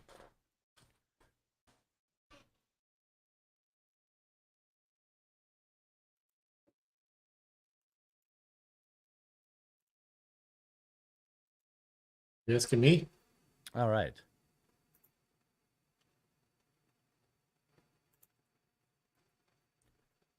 One of my favorite things to report on this channel is bad news for Disney. Disney getting destroyed, wrecked, instant regret. All these type of things. It's all fun for me. I just really enjoy things going really bad for Rumble or for Rumble. Bad Oh my news. God. I'm going to start that over. Bad news for Disney. It's one of my all-time favorite things to report on this channel. Disney getting destroyed, wrecked, instant regretted, epic failing. Their movies tanking at the box office. It's a core topic that I cover on this channel. And I'm so happy to report on yet another embarrassment for Disney on top of a new desperate move that they're doing to try and generate some money before the end of the year. Now, there's any number of stories that we could talk about. We talked about earlier this week how they gave up on the Marvels. They stopped reporting on the box office for that movie because it had lost them. It's going to lose them somewhere around $200 to $300 million in losses. Now they think or they hope that perhaps, you're going to have a situation where, people are going to go see this movie over the holiday season, but that's not going to happen. Oh, and also they're in trouble for bribes, kickbacks, back taxes. And now the state of Carolina has announced that the entire state is divesting from Disney. If only there were a phrase. It's like I've always say, all you have to do is serve your customers. All you have to do is serve your customers and, not get political and not get weird about stuff. They just literally can't do that. South Carolina state funds will no longer be tied to Disney as Republicans blast the company for pulling ads on Twitter, the platform our Annex platform formerly known as Twitter. South Carolina State Treasurer Curtis Loftus announced on Tuesday that the Walt Disney Company is being removed from the Palmetto State's approved investment list. In a letter, he argued that Disney has abandoned its fiduciary duty to investors by boycotting X. Loftus's office portfolio has about $105 million of Disney debt instruments that will mature as scheduled and will not be replaced, according to the treasurer. Loftus says he will focus on the equity portfolio in the coming weeks. Disney has abandoned its fiduciary duty to investors and customers by joining far-left activists in boycotting legal, tax-paying, employment-creating corporations to further Disney's political agenda, he said in a statement on Tuesday. Loftus also bashed the company over CEO Bob Iger's pulling of advertising on X. The platform's owner, Elon Musk, has been embroiled in a firestorm over X and raised eyebrows when he rebuked those pulling ads from it. Don't advertise, Musk said, speaking at the 2023 DealBook Summit. If someone's going to try and blackmail me with advertising, with money, go F yourself. And by the way, he's 100% right about that. It's not exactly how I would have went about it. I probably would have waited until, X was a little bit more ready to generate revenue. But he's still correct in that part of the infringement on our First Amendment rights, part of a lot of what we saw with Twitter 1.0 when it was under Jack Dorsey's care, was that they were listening to advertisers and then using that to censor users. They were happy to have advertisers, people who spent a bunch of money on the platform were sending emails like, ooh, I don't know. This Trump guy, I don't know. What's Twitter going to do? And Twitter was happy to acquiesce to that. Elon is not. Musk seemed to target Iger when specifically during the event, pointing and saying, hi, Bob. Multi-billion-dollar corporations should not engage in boycotts designed to silence legitimate debate, Loftus said.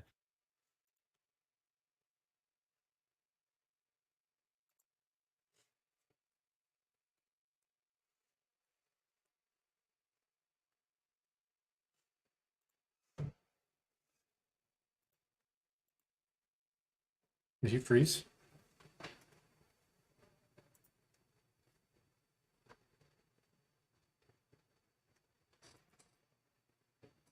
I didn't freeze.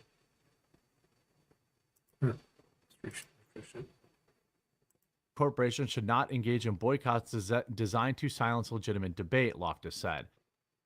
It froze.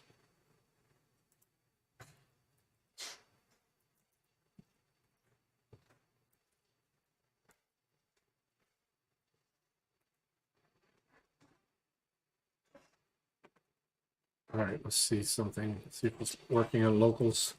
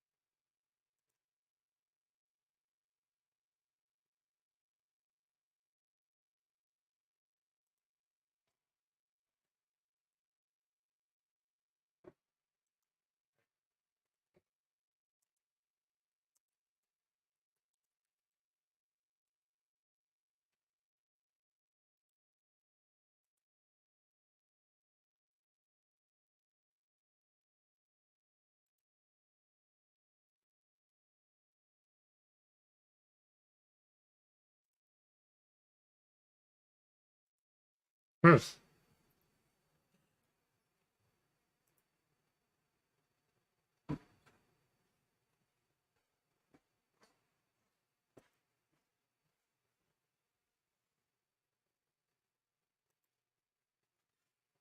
getting DMCA'd or something. Rumbles and locals. All right, we're going to switch over here for now.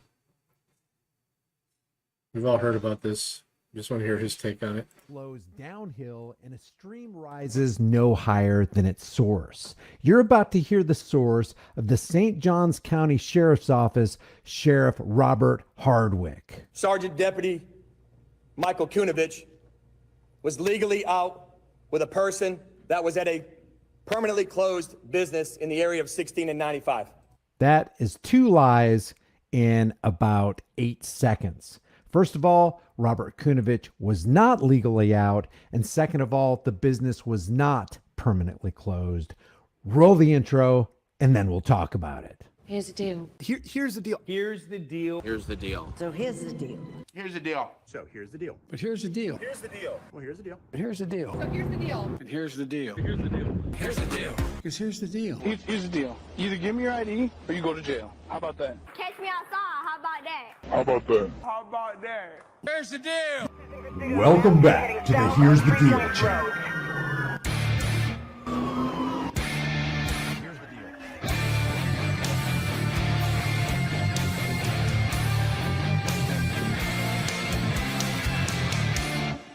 Imagine being in a foreign country, say you took a trip to Mexico or Japan or somewhere, and you check yourself into a hotel. You have a little dinner.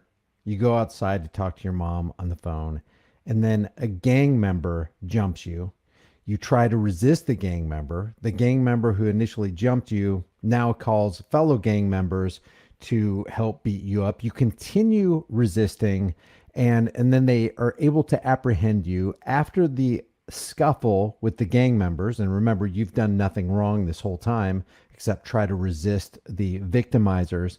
One of those victimizers dies of a heart attack. And then they take you through their legal system, this country, whether it's Japan or Mexico or wherever, they take you through their legal system and they charge you with the murder of the guy who initially victimized you. And now you're in jail and have been in jail for the last 7 months. Imagine how you'd feel. You're sitting there in jail now going, what the heck? I just checked into a hotel. I just had dinner. I was just talking to my mom. I got jumped. Now I'm here. What is going on? And they call this the justice system, but it constantly proves itself to be the injustice system. And that happened in America. And this right here is the victim. This is Virgilio Mendez. Virgilio Mendez checked himself into a Motel 8. And like I just said, he had dinner. He's talking with his mom outside because he had better reception. And then this guy right here comes along. This is Sergeant Michael Kunovich. This guy comes on, and he's from the St. John's Police Department in St. John's County, Florida. So he comes along and he grabs Mendez, not because he has reasonable articulable suspicion, which is a lower standard. He doesn't have probable cause that this guy was engaged in some kind of crime. He just wanted to walk up to this guy and, I don't know, just harass him. Why? Why, Michael Kunovich, did you do this? And now they're remembering Sergeant Michael Kunovich for the hero the community thinks that he is. So let me just go through some of this. And to add, there's so much adding insult to injury on this. This right here is Sheriff Robert Hardwick. Hardwick comes up before the body cams are even released and starts lying about this guy right here. And starts lying about what this guy was actually trying to do. We're going to listen to some of that right here. But I want you to know before we proceed any more into this video that I am going to leave the Facebook page for the St. John's County Police Department and the St. John's County Sheriff's Department, their Twitter page and their Facebook page so that you can weigh in, and maybe we'll even check in to see what people are saying about what happened to Virgilio right here. So let me just go ahead and show you this right here. What kills me about this whole thing, and it keeps on snowballing. Good to see you, No Mercy. Is not just that the St. John's County Sheriff lied about it, but that lie was perpetuated by Mockingbird Media. And not only is this guy right here, this innocent man, sitting in a jail cell, but now his name is basically mud because the local and national media jumps into the fray, slandering an innocent victim and glorifying the victimizer. Tonight we have an update from St. John's County Sheriff, days after Sergeant Michael Kunovich died in the line of duty. Sheriff Robert died in the line of duty. Died seemingly violating 18 U.S.C. 242, deprivation of rights under the color of law. And really, in this whole thing, it's not really under the color of law. It's under the color of policy. Because as we're going to hear from the St. John's County Sheriff, Kunovich did absolutely nothing wrong.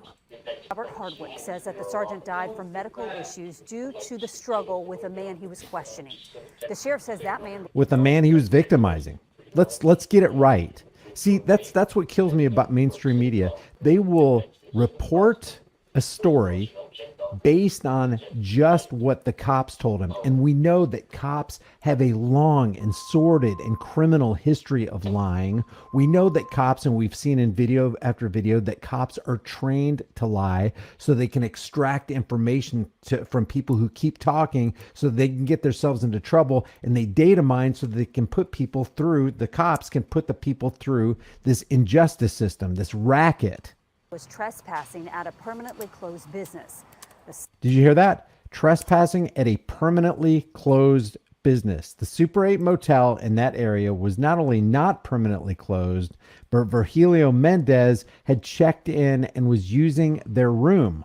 Unbelievable, man. Unbelievable that this guy would come along, this sheriff, Hardwick, would come along and lie, knowing that there's video camera evidence showing that he lied, and he continues to do it anyway. And then Mockingbird Media comes along and continues to propagate and perpetuate those lies. Suspect, police say, later reached for a knife, and then they started to fight. Sergeant Kunovich collapsed and died a short time later. Sheriff Hardwick says the sergeant's questioning of that man was justified. We continue to have, high crime area of 16 and 95 where prostitution. We have a high crime area does not trump individual rights. You look suspicious does not trump individual rights. I got to stop you for questioning does not trump individual rights. Stop resisting. Stop resisting what? When injustice happens to one man anywhere, like it did to Mendez, injustice happens to all men everywhere. And where does it stop? When will we ever get lamestream CIA infiltrated Operation Mockingbird, MK Ultra Media? When will we ever get them to report the truth? And then when they find out that what they reported was a lie, when will we ever see them follow up and go back and say, hey, Mr. Hardwick, you lied during that press conference? And we're going to go over the lies here in a second. People that are committing other crimes that are coming off Interstate 95, other legal drug activity in the area. So it's a high crime area where we have a lot of deputy sheriffs that are responding to calls for service. It's a high crime area. Does not trump individual constitutionally protected rights, but they think that it does. See, they think they can deprive you of your rights under color of law and everything's going to be okay. And then fake stream media comes along and pretends like everything's okay, and it's not. This guy, like I said, he's been sitting in a jail cell for 7 months having done nothing wrong. They initially pinned him with capital felony murder, and then they downgraded it to manslaughter once the body cam footage came out. But it shouldn't be capital murder or manslaughter. The sheriff's office arrested this man, Virgilio Aguilar Menendez. He is charged with felony murder. Immigration and Customs Enforcement says he was in the country illegally.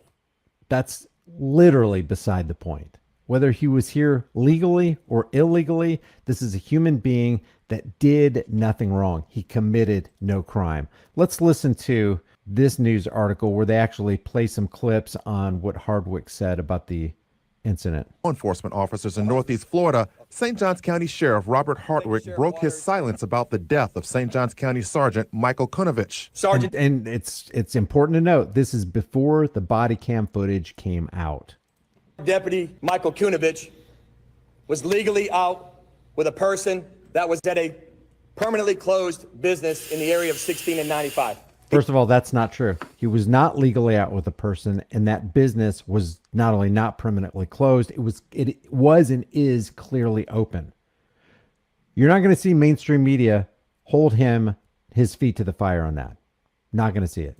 He checked out with him simply to say, hey, why are you on this property trespassing? That was a simple thing, simple task. He wasn't on the That's the third lie. He wasn't on the property trespassing. There was no indication that he was on the property trespassing. There was every indication that Kunovich did not have RAS or probable cause. As the body camera footage will come out and show you, it was by the book, textbook. According to this, the body camera actually shows you, not only was it not by the book, Kunovich, it looks like, in the opinion of some, committed a crime against Mendez. Arrest report Kunovich attempted to conduct a pat-down of 18-year-old Virgilio Aguilar Mendez. And all the suspect had to do was comply. Instead, the suspect chose to try to remove a knife from its left-hand pocket of his pants, and the struggle was on with Sergeant Michael Kunovich until the next deputy sheriff showed up 37 seconds later. The report states the struggle involved Aguilar Mendez grabbing Kunovich's taser after it had been deployed against the suspect. But at some point, after Aguilar Mendez was placed in handcuffs, Kunovich reportedly collapsed and died. Sergeant Michael Kunovich succumbed basically to some medical issues that actually were induced by the struggle with our subject. Induced by the struggle with the subject. The struggle that was initiated by Kunovich himself with no basis, no RAS, no probable cause, was not out there. If Kunovich was out there enforcing the policies of the St. John's Sheriff's Department, then they need to relook at those policies and change them because they are unconstitutional. Following the news conference, Sheriff Hartwick said Sergeant Kunovich and other deputies had been patrolling the area of Highway 16 and I-95 where they encountered the suspect because the area needed more attention from law enforcement. This is where he says, well, it's a high crime area. Well, like I said, high crime area, the excuse of high crime area does not trump individual rights. So the three key players in this are Mendez, who was victimized, the victimizer, Kunovich, and then the Thin Blue Line gang covering for the clear criminal activity of the boys in blue, or in this case, the green shirts, the men in green. This right here is from the St. John's County Sheriff's Office Twitter page. They say, tis the season for, and they're, doing all this lighthearted stuff. I love one of the comments right here. Careful. If a cop gets a hangnail during this, you'll be charged with assault. You guys suck. How about letting an innocent man go? It's not his fault the guy was out of shape or had a bad heart. Talking about Kunovich attacking Mendez. Rob Hardwick is a proven liar and unfit to wear the badge. Isn't everybody who wants the ring of power, who wants to lord that power and that authority over other people, aren't they all unfit to wear the badge? Like I said, I'll leave the link to the St. John's County Facebook page and the St. John's County Twitter page in the comment section below. This guy is still in jail. Everybody who has two brain cells to rub together knows he hasn't committed a crime and shouldn't be in jail. It's one of the most unjust things you can do. But think about this. It's not just Mendez sitting in jail. How many thousands, maybe hundreds of thousands of people are sitting in jail right now who have committed no crime that got victimized by the American policy enforcers? Leave your thoughts about this for the world and the global thought police in the comment section below. If you haven't done so already, subscribe to the channel. Hit the bell notification icon. Give it a thumbs up. Share it with everybody you know. If you haven't done so already, subscribe to my email list through my website, highimpactflix.com. Grab a shirt, become a channel member, but more importantly, stand for your rights. Call out tyrants. Call out tyranny, label it, expose it, do your due diligence. Don't just cave, don't just submit. The spirit of freedom. Welcome once again to Leto's Law. Here's Steve Leto. What's the longest you've ever spent on hold? Adam sent me a note out of Colorado from 9news.com. Woman who spent 11 days on hold finally gets unemployment benefits. And the benefits total about $10,000, so it's a good thing she stuck it out, but 11 days on hold is a bit much. She lost her job back in May, and she didn't get her unemployment benefits until mid-November. She called dozens of times, and according to her math, she spent 11 days on hold. She's from Thornton, Colorado. She spent 278 hours on hold waiting for answers about her Colorado unemployment benefits, which she finally received in mid-November, more than 5 months after losing her job. Now, remember in the good old days, you had to stand in line, an unemployment line. You'd often hear that phrase, unemployment line. And I remember there being an unemployment office a couple of blocks from one of the places I used to work at in Royal Oak, Michigan. And there would often be lines coming out the door and around the block from that place. So I guess sitting on hold is easier than standing in line, but still it's one of those things. She said she checked her bank account shortly after 9 News reported on her situation, and she found the payment. Now, that one to me makes me wonder, because a lot of businesses will jump when news organizations get involved. But would a state agency care? And it may have been a coincidence, or it may have been because 9 News got involved. But she said, I was just like, hallelujah, praise God. I literally ran through the house doing a dance. She had called the Colorado Department of Labor and Employment dozens of times, but only spoke to a customer service representative about 5 times. She said she was stuck on a program integrity hold with no understanding of how to remedy it. She's not alone. For months, 9 News has covered stories of people like her who the state labor department have left in limbo after starting a new fraud detection system. And I can tell you that in Michigan, and I think I did a few stories on this, Michigan also put in a program, an algorithm, some kind of thing. It was not a human. It was some kind of thing in the computers that would look for certain patterns and indicators and flags, and it might flag activity as being fraudulent. And apparently, they set it up so that it not only spot things like that, but it would act on them without human oversight, meaning that the algorithm or the computer would just kick out the letter to you saying, we've determined what you're doing here is fraudulent. And people would get a notice saying, you've got to return all this money plus pay a fine. And when the people said, no, I didn't do anything fraudulent, it became a nightmare trying to get that straightened out. And so people pointed out that perhaps you should have a human someplace in there beyond just programming this. So in other words, when it flags something as suspicious, maybe a human should then look at it to determine whether in fact it's suspicious, because some of the things that were flagged were inappropriate, meaning that they shouldn't have been flagged. The woman speaking here says, it's absolutely ridiculous. I just don't know what else to do anymore. She exhausted her savings and had begun dipping into her 401k to pay her bills as she searched for work. Mine's So working. she's looking for work, but Must she have been couldn't just find him. it. But locals, She I can't described even get waking up in locals the middle of the to night, open up right afraid now. of how she would make ends meet. The day the state finally paid her, she said she slept 12 hours. The sleep of the just. That night, I slept the best I slept in months, she said. But Craig expressed concerns for others who are still stuck without payment after months waiting for the CDLE. That's the name of the organization, the agency. They're not being good stewards of the money, she said. In a statement earlier in November, the department said it moved resources around to help claimants experience and to give additional training to call center representatives to quickly identify program integrity holds and send them to newly trained workers for review. And so I would guess that any business or entity that has a system like this has got to have an ability to go in and go, what's the average length of a phone call here? And what's the average length of time spent on hold?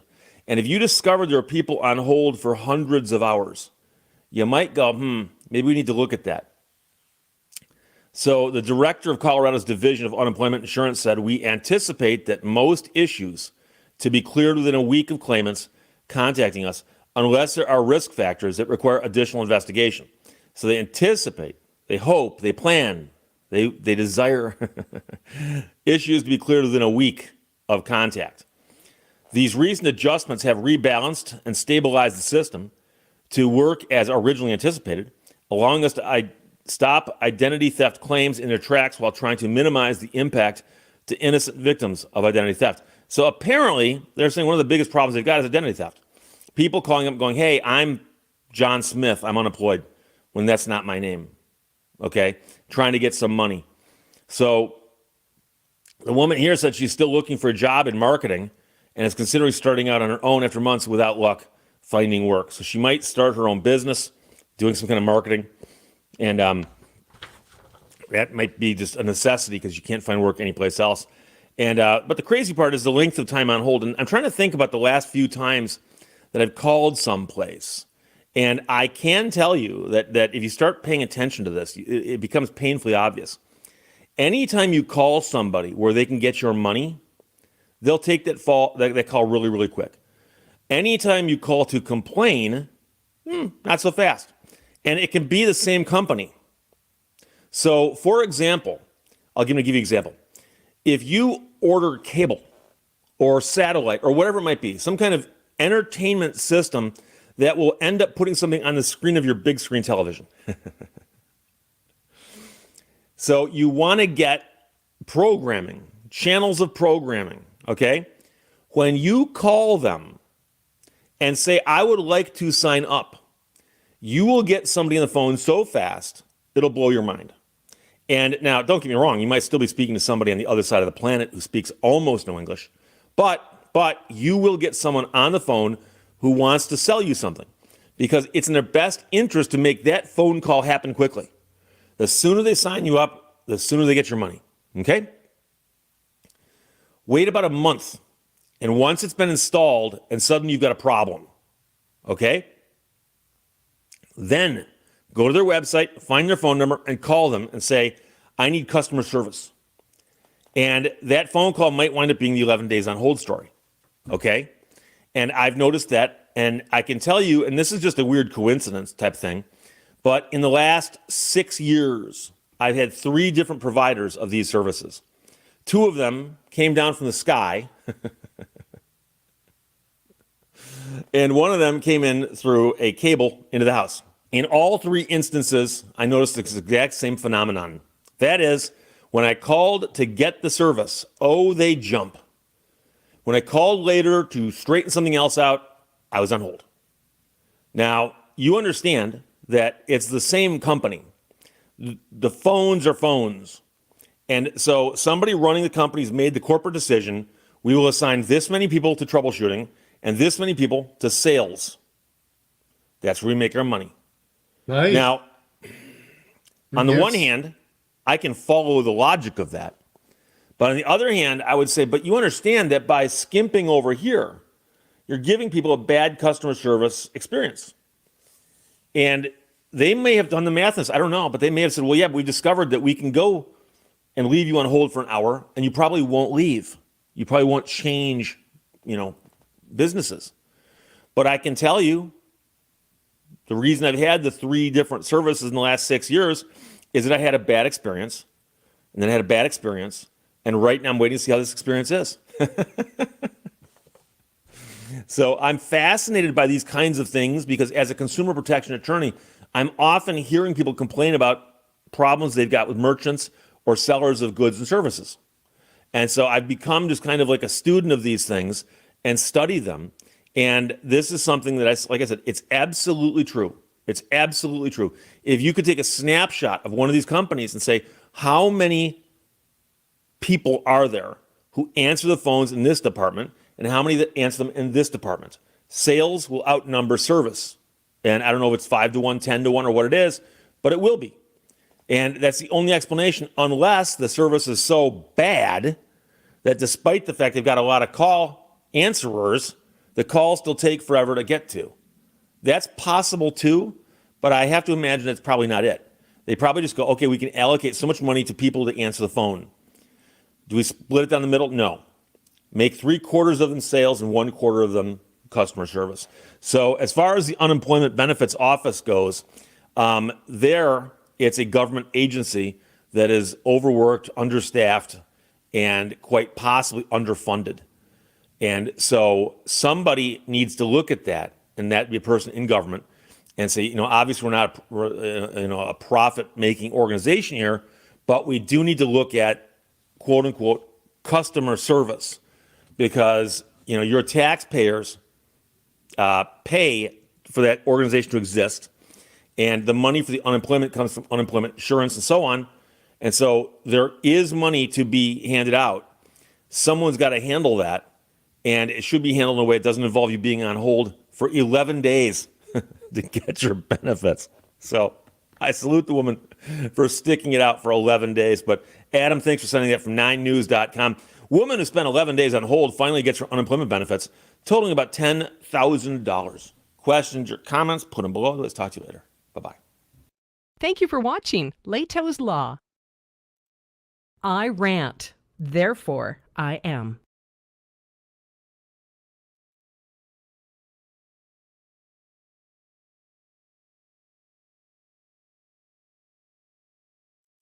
Welcome once again to Leto's Law. Here's Steve Leto. Had a whole bunch of people send me this one, including Greg, and it's a story from Ars Technica, and they do great work. Ars Technica does, looking at technology and oftentimes where the intersection is with the law. in our culture. So Ashley Bellinger wrote this. Judge says that Amazon cannot claim shock that bathroom spy cams were used as advertised. A West Virginia judge largely denied Amazon's motion to dismiss the lawsuit because, as you can imagine from that headline, they got sued for selling a bathroom spy cam that someone used as a bathroom spy cam. So a spy camera designed to look like a towel hook was purchased on Amazon and illegally used for months to capture photos of an underage woman in her private bathroom. Amazon got sued. And by underage woman, I guess I could say girl.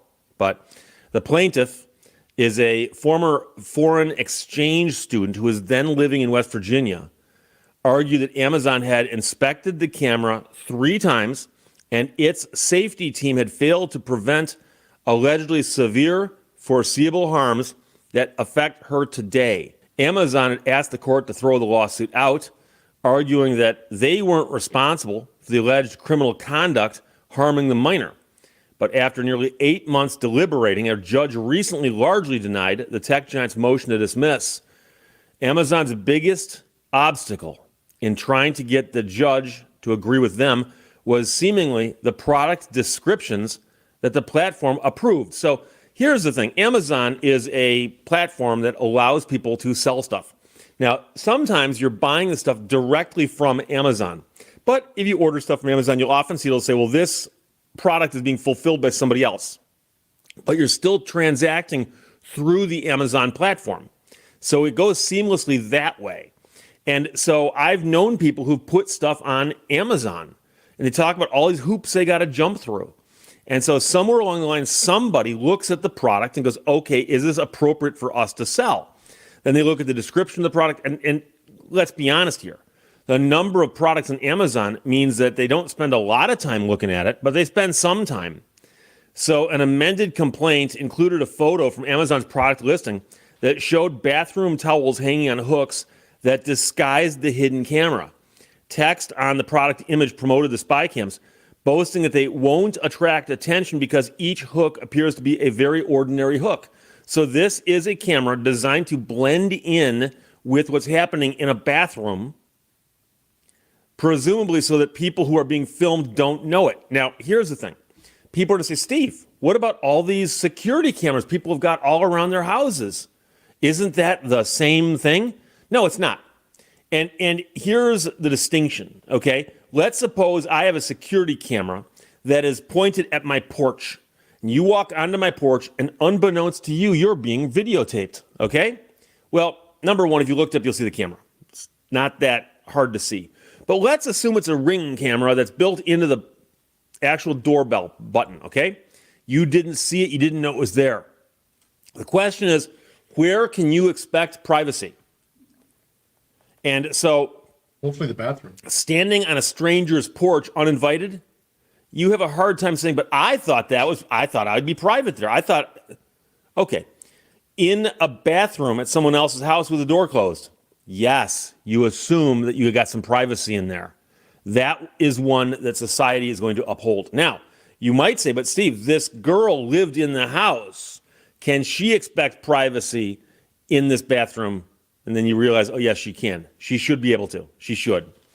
So because Amazon approved the product descriptions suggesting consumers use the spy cam to record private moments in a bathroom, Amazon cannot claim shock when a consumer does just that. And that's the U.S. District Judge writing that in the opinion. These allegations raise a reasonable inference. Amazon sold a camera knowing it would be used to record a third party in a bathroom without their consent. Perhaps most alarming to the plaintiff, Amazon's product safety team specifically inspected the cameras to ensure that Amazon wasn't helping a product being used to infringe privacy, surreptitiously record others for inappropriate purposes, or create and store illegal material involving children.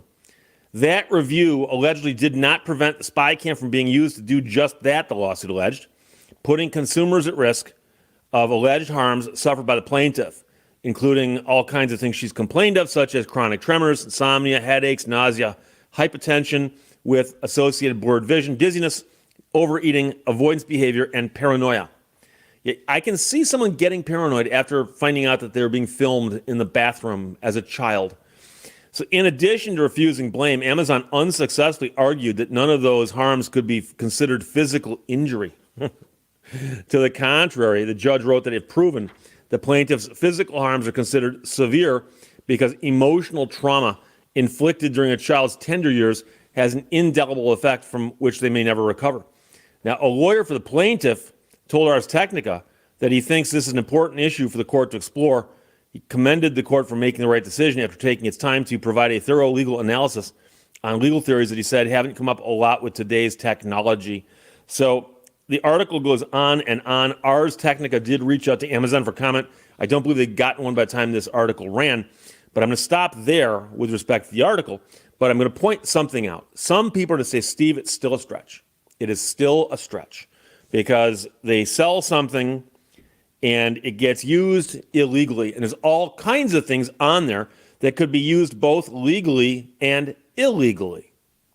So let's suppose that you bought that bathroom hook and put it in your house, and there's never anyone in your house but you. You never have guests over. You're a hermit. And you suspect somebody is sneaking into your house and you're not there by climbing into the bathroom window and then exiting out the bathroom window. And so you put that camera there and you caught them in the act. That is a burglar breaking into your house through the bathroom, and you caught them on that camera. They can't sue you and say, I had a reasonable expectation of privacy in a home I was breaking into, and I thought by breaking into the bathroom I'd get some privacy. No, that's absurd. So understand that these facts here are quite unusual. And what the judge said here is not that this woman and her side win. He didn't say that. He said that the case doesn't get thrown out now. So procedurally, this is something that confuses a lot of people. Someone files a lawsuit. I sue somebody. Let's assume I'm the plaintiff and I sue the defendant. I claim they wronged me. They owe me some kind of compensation to make me whole. So I sue them, okay? Somewhere down the road, they can go into court and say, Your Honor, we want this case thrown out because there are technical deficiencies, either with the legal theory or the lawsuit itself or the facts that he's pled. There's something wrong with this case where you can look at it now and throw it out. And it's often called summary judgment or summary disposition, depending on the state you're in. And so a judge can look at the case and decide whether or not it deserves to go to trial. Let's assume that we're talking about a jury trial, okay? And so if the judge says, no, you know something, I've read the complaint actually states a claim, and there's no deficiencies in it, and the facts that they've alleged appear to be stuff that they can prove, I'm going to let it go to a jury. So that would be what happened here. The judge simply didn't throw it out early. This means it could then go to a jury. Now, it could settle before that, or something else could happen. But procedurally, what we're talking about is it simply will now, presumably, go to a jury. And a jury could decide, you know something? Yeah, it's a spy cam, and Amazon sells it, but it has both legitimate uses and illegitimate uses, and which of those it gets used for isn't up to Amazon. It's up to people who buy it. So who's most at fault here? The people who bought it and used it incorrectly, okay? And so a jury very well could come back and say that. And so I assume that at trial, the jury will be given instructions and told, you know, if you find in favor of the plaintiff, you're going to be asked to do two things: assign blame and attach a dollar value to it. So in other words, you're going to say, we think that Amazon is on the hook or they're not on the hook, or we think the person who bought it is on the hook or not on the hook, or some mixture thereof, and then how much they're on the hook for. So this case still could go to trial, and the person who's suing might still get nothing. It's possible. We don't know. We don't know. So I've seen jury verdicts come back at zero many times, and I've seen them come back at numbers way off the scale in the other direction. And it's surprising how often you cannot predict that. Even good attorneys can never tell what a jury is going to do. So this simply means this case lives on and the plaintiff lives to fight another day. Will she win? Hard to say. Will she win against Amazon? That still might be an uphill battle. But as many people are going to note, if I don't say it out loud right now, and they'll still note it either way, is that Amazon's got very, very deep pockets. And there's always the possibility that the jury could say, well, it's primarily the guy's fault, but he doesn't have the kind of money Amazon does, and Amazon will miss a few $1 million. So let's assign a bunch to Amazon. So that could happen also, at which point it goes up on appeal as they try to reduce the award. Another story altogether for another day. So Greg and everybody else, thank you very much. Ars Technica, great piece. Ashley Bellinger, Judge Amazon cannot claim shock that bathroom spy cams were used as advertised. They used the spy cam as a spy cam. Questions or comments, put them below. Let's talk to you later. Bye-bye. Thank you for watching Leto's Law.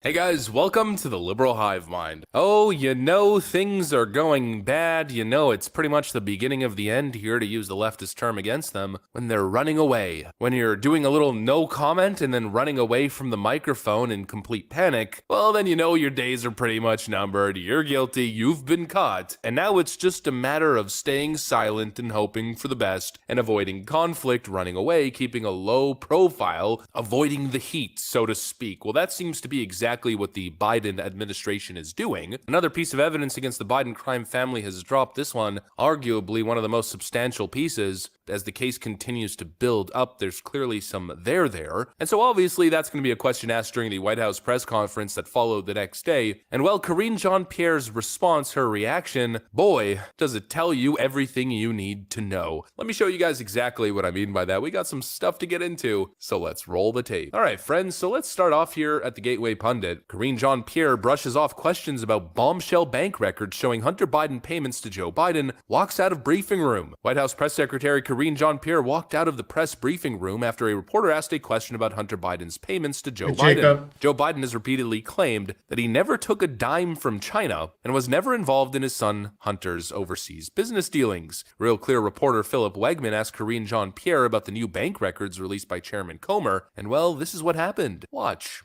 Thank you. The White House has said repeatedly that the president and his son were never in business together. They've said that repeatedly also in this room. According to bank records obtained by the House Oversight Committee, though, one of Hunter Biden's businesses, Osawa PC, set up direct payments to the president. Did the president accept payment? And why would there be such an arrangement if they were never in business together, or if there was a wall of separation, as the president has previously said? So I have to be clear with you. I have not seen that report, so I would have to refer you to my colleagues over at the White House counsel's office on that particular question. All right, everyone. See some of you in Boston or on Wednesday. Thanks, everybody. Thank you. You gotta be freaking kidding me. I mean, what a pathetic response. You know, I'd argue that Trump faced much worse accusations and allegations than Joe Biden ever faced. I mean, of course, there's a distinction here. Everything that Donald Trump was accused of was pretty much a hoax, part of some elaborate witch hunt. But he faced some serious accusations of crime, treason. I mean, Trump was essentially being accused of some of the worst stuff that you could be accused of, and it's still happening. Well, Kayleigh McEnany took some pretty tough questions on a lot of these accusations, and she answered every single one of them with facts, getting into the details. If anything, that shows the difference. The Trump administration actually had a defense, actually had a counter argument. This administration has no response because they know that everything that's been provided, everything that's been revealed is legitimate. Everything related to Joe Biden's scandal here in reference to his years of corruption and bribery, well, they don't have the ability to go into the details and go into the facts and provide sources and resources, testimony as to why they're innocent.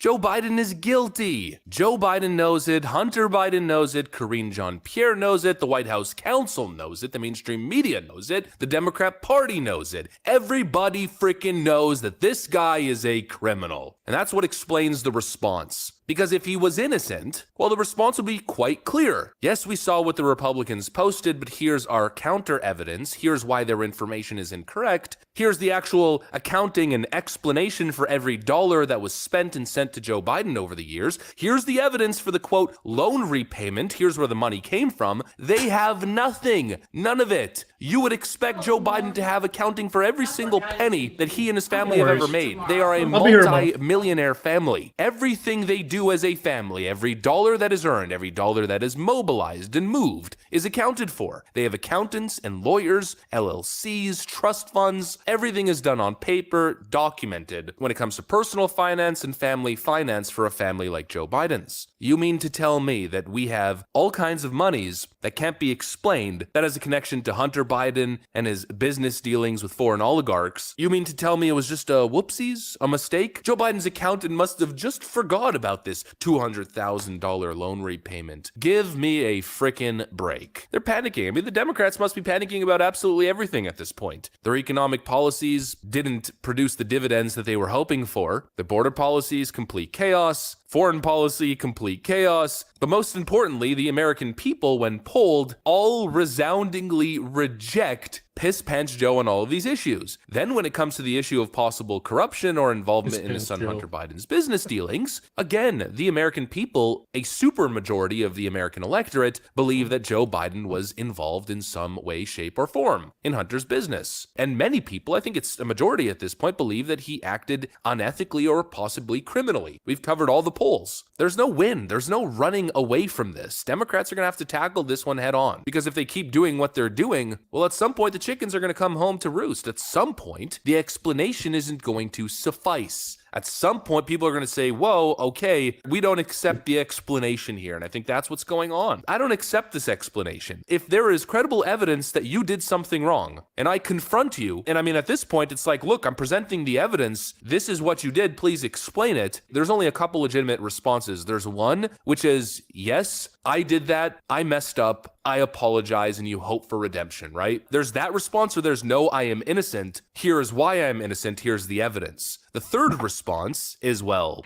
All right, everyone. See some of you in Boston or on Wednesday. Thanks, everybody. Thank you. And that, my friends, the American people are not buying. Nobody is buying Joe Biden's defense. And frankly, I think at this point, people aren't buying the Joe Biden image in general. Joe Biden is a trash person. He's a bad person. And I'm going to say it, he's also a bad father. He's not just a bad politician who's self-interested and only cares about himself. It extends to his duties as a father. You might think, well, oh, I wouldn't go that far. No, I'm going that far. Because just think about what this scandal means. Joe Biden had a son who had a severe, debilitating crack addiction. And his response as a father wasn't, let's get my son help. Let's figure out what we got to do as a family to get our son back. Joe Biden's response, what Joe Biden was doing, was getting his crackhead son at the time to create LLCs where he got 10% of the profit share. What Joe Biden was doing was flying his son on Air Force Two to sell the Biden family brand. And what he did was inundate his family not only with millions, but also his son Hunter with millions. Just think about that. A supposed concerned parent with a drug-addicted son put his son in a situation to make millions of dollars and fly the globe while smoking crack. Hunter Biden could have been arrested in various countries for drug use, paraphernalia, smuggling, whatever it is. Hunter Biden could have overdosed. A severe drug addict with millions of dollars in the bank account, all of that being facilitated by his father, that sounds like a recipe for an overdose. That sounds like a recipe for doing too many drugs and never coming back. You mean to tell me that that's Uncle Joe, the good all-American guy? Uncle Joe is a bad person, a bad politician, and the evidence continues to mount. And any argument to the contrary is whatever the hell Dan Goldman, whatever conspiracy theories Dan Goldman is spreading on the House floor, and well, Karine Jean-Pierre running away from the heat. Joe Biden is a criminal, and I will take that. I will believe that till I'm 6 feet under. Anyways, that's what I got for you guys on this one. If you enjoyed the video, make sure to leave a like and possibly subscribe to the channel. Thanks for watching, friends, and I will see you on the next one. Ready. Wasn't ready. Qualifications, or are you instead relying on the wrongful act language to support your petition under 113? So let me point to three authorities that may help us resolve this question and your concern, Justice Marquez. The first is that Section 14201, which is the presidential primary part of the election code, says that the purpose is, the intent of the people is to conform to the requirements of federal law. Federal law governing the conducting of presidential primary elections. I don't think it's so limited. I think it's more general. I think that it is federal law, which includes constitutional requirements. Second, I would point to 1412033, which says that presidential primary elections must be conducted in the same manner as any other primary election, which brings in 14501, which is sort of the general qualifications clause for state candidates, which certainly empowers courts to look at it. Can I interrupt you right there? I believe your reliance on 501 actually undercuts your argument for a couple of reasons. One, the sort of boilerplate about election officials must conduct primary elections consistent with general elections. That is boilerplate that appears elsewhere in the code. And so I don't know that it has a whole lot of magic to it. It doesn't expressly incorporate 501. And more importantly, 501 is limited to state offices. So how is that connected in any way to establishing constitutional qualifications for a presidential candidate? So two ways, Your Honor. First is so section 14501 is in the state candidate section of the code. When the presidential primary section, which was passed recently, says we want to do presidential primaries sort of the same way that we do all these other primaries, our position is that that brings in the process of 14501, but doesn't include the limitation in 14501 because it would be silly to read that as only applying to state candidates. And the second is that Ms. Rudy's testimony at trial was that these qualifications, these constitutional qualifications, aren't just the three checkboxes. That it says on the bottom of the form, the attestation that you must file, that you meet all qualifications. Section 3 is a qualification in the Constitution that someone must check that they meet. And if the secretary certifies someone under that authority that doesn't meet all qualifications, that is a wrongful act. And that is a wrongful act that we challenge here in 113. I hope that addressed your question. Mr. Olson, I want to hear that you never finished the start of your answer, and I'd like to hear all of it. You said there are 3 statutory provisions you're relying on. Could you please finish that answer? Yes. So the third statutory provision is 1412032A, which talks about political parties putting a, quote, qualified candidate on the ballot. Now that section is directed to parties, but it requires that for a party to put a candidate on the ballot, it has to be a, quote, qualified candidate. And it is passing strange from our perspective to say that where the goal is to conform to the requirements of federal law, that we have a robust system to allow for challenges to candidate qualifications of all types. To exclude one particular qualification because it occurred in the Constitution, our most important document, rather than somewhere else.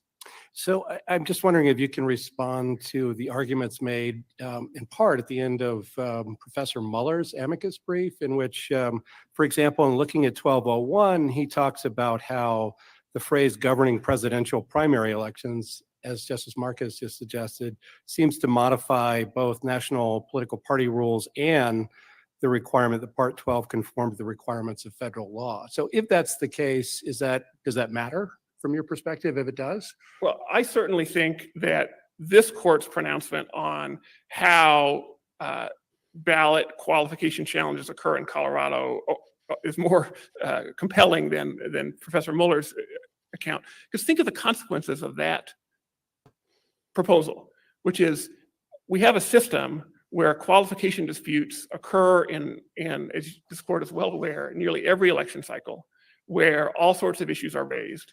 But we are cutting out a class of qualifications that are important for our most important office in saying state courts can't look at those. Do you agree that the phrase modifies conform to the right requirements of federal law? No, I think I disagree with that. I think it's. And why do you disagree? Because he points to, oh God, I'm going to actually say this, post-positive modifiers, right? And how that seemed to be an example of that. And he cites the Scalia-Garner text on reading law. Why is that mode of analysis wrong? Because it does seem to apply here to that phrase. Well, I'm afraid that I'm not as well versed in the descriptions of the various theories of interpretation, and I would focus on 2 things, Justice Hood, in response. One is what I just said, which is just like in the officer discussion you had with my colleague, it seems absurd to not allow these kind of qualification events to occur when they're an essential part of what we do. And the Constitution gives Colorado through Article 2 They're still such trying to authority in figuring out how to run their keep them elections. off the ballot. Well, see, I Colorado. wonder whether another answer to the question might be that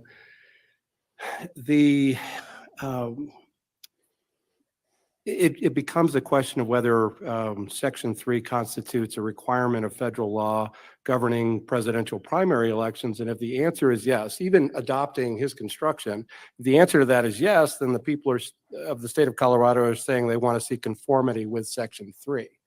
So, I'm wondering whether the construction that he's urging is really detrimental to your case in the final analysis. Well, it may or may not be. The national party in this case has said they can nominate an unqualified candidate. And if they have the legal authority to do that, we don't think they do, then it would be a challenge for our case if the national party rule said you can put an unqualified candidate on the ballot. We don't believe that's the case, but under their interpretation, it would be a challenge. But we think the more natural reading is that when you say conform to the requirements of federal law, that governing presidential primary elections, right? If we were to take the party rules component out of there and just say that those other two phrases are tethered to one another, then does it really matter? And I feel that circumstance, no. So if that was cops should be the ones who protect the public from dangerous people. But what happens when cops find out there's a pedophile among them? She was scared to death. Found in the deleted section? I can't give you that. Toys. Here are 4 times when cops realized their colleague was a pedophile, starting with the case of Detective Robert Strand. On May 25, 2022, officers were deployed to the arrest of Robert Strand after a tip from the National Center for Missing and Exploited Children that he had almost 100 child sexual abuse materials. Sir, can I have you do me a favor? Set your paperwork on the tailgate right there. Go ahead and place your hands behind your back for me. Go ahead and relax your legs. Okay.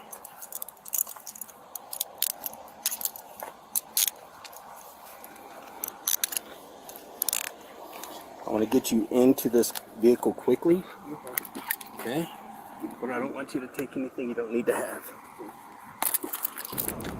2 months before the arrest, officers obtained a search warrant for Robert's internet history, where they discovered he had downloaded over 90 images of girls barely 13 years old and juveniles as young as infants being sexually abused by adults. You're being placed under arrest where we'll be getting an arrest warrant for you, sworn out today for possession of child pornography.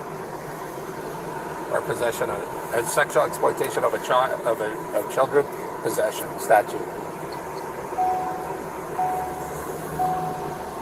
Okay, the biggest thing for me is I do this for everybody. I don't want a big scene made about anything. So I'm going to be as discreet as possible. Cooperate with me, we'll be fine. Let's get this portion done and do what we got to do. The cops explained to Robert the reason for his arrest and his present transportation to a meetup point where officers from another police department would take over the case. Robert had no warning he was getting arrested that day, and so was expected to be anxious about the situation. But what he said next proved that wasn't the case. Yes, sir.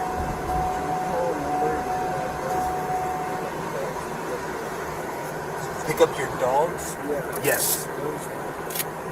Yeah, let me get I'm gonna bring your notepad out. I'll get the information. Absolutely, we'll do that. Are those cuffs good for you? Okay. All right, sir, go ahead and give me the name. It's gonna be Sherry. Sherry? Strand. S-T-R-A-N-D. Okay. Is there anything that she needs to know other than just take the dogs? Just take the dogs. Okay, as soon as they're completed the residence with the search warrant, I'll let her know and we'll get that handled for you. Robert knew that if convicted and found guilty of his alleged felony crime, he was likely to spend anywhere from 5 to 20 years in prison. But he somehow remained unfazed by this possibility and worried more about the welfare of his dogs. During his arrest, other officers were also dispatched with a warrant for the search of his home. They wanted to get all the information about the case, and so did Robert. So, I know you probably can't tell me who or who in my life. Was it, yeah, just tell me if it was in the deleted section? Sir, I don't see. I'm not that guy. Oh, okay. So 'Cause I'm the. I know there was nothing. Yeah, I don't deal with the forensics. I'm unaware of how that operates. I mean, I have a very, very small IQ when it comes to that, but I'm sure that Special Agent Pena will be able to answer some questions for you. Absolutely. Okay. I wish I did, but I do not. No, you're fine. So what happens from there? They'll go ahead and finish processing all the scenes. Okay. We're going to turn you over to Rio Rancho Police Department for transport and detention. Okay. And is it going to be this jail here or Santa Fe? Do you know? Sir, I don't. Okay, so I'm it'll be unaware of this how. jail. Yeah, I'm unaware of how Rio Rancho deals with these types of detentions. I don't know. But I'm sure we'll advise them of who you are, and so that'll be taken into consideration, of course.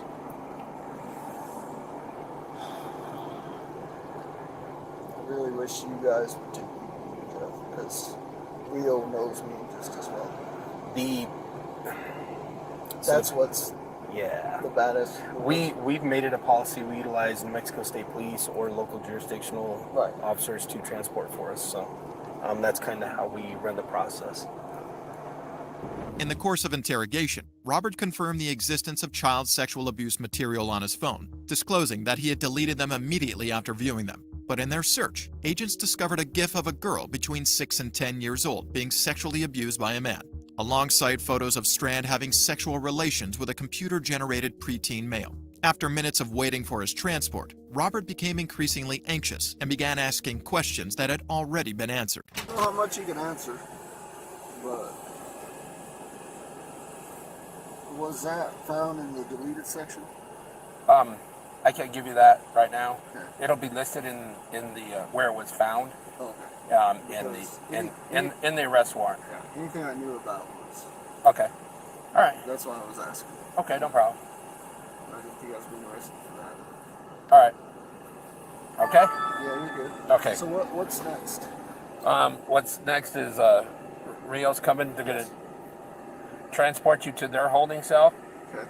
And then I'm gonna finish out my warrant, send it to my prosecutors. Prosecutor's gonna approve it, and then I'm gonna walk over here and get a judge to look to see if I can get a judge to sign the arrest warrant. Once the arrest warrant is signed out, you'll be booked on that arrest warrant. All right. Any other questions? No, I appreciate you guys. Okay. Thank you, sir.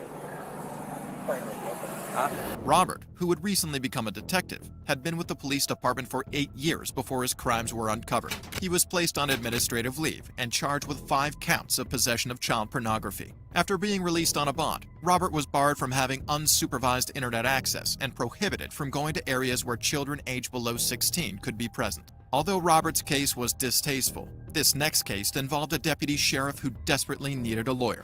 Can I ask, is this something I should have lawyers on? In April 2020, police received an anonymous tip that an officer, Jalen Devon, had engaged sexually with a minor. Jalen, unaware of the report, arrived at the county sheriff's jail where he worked and was invited to the interrogation room, where he would discover the unfortunate reality that awaited him.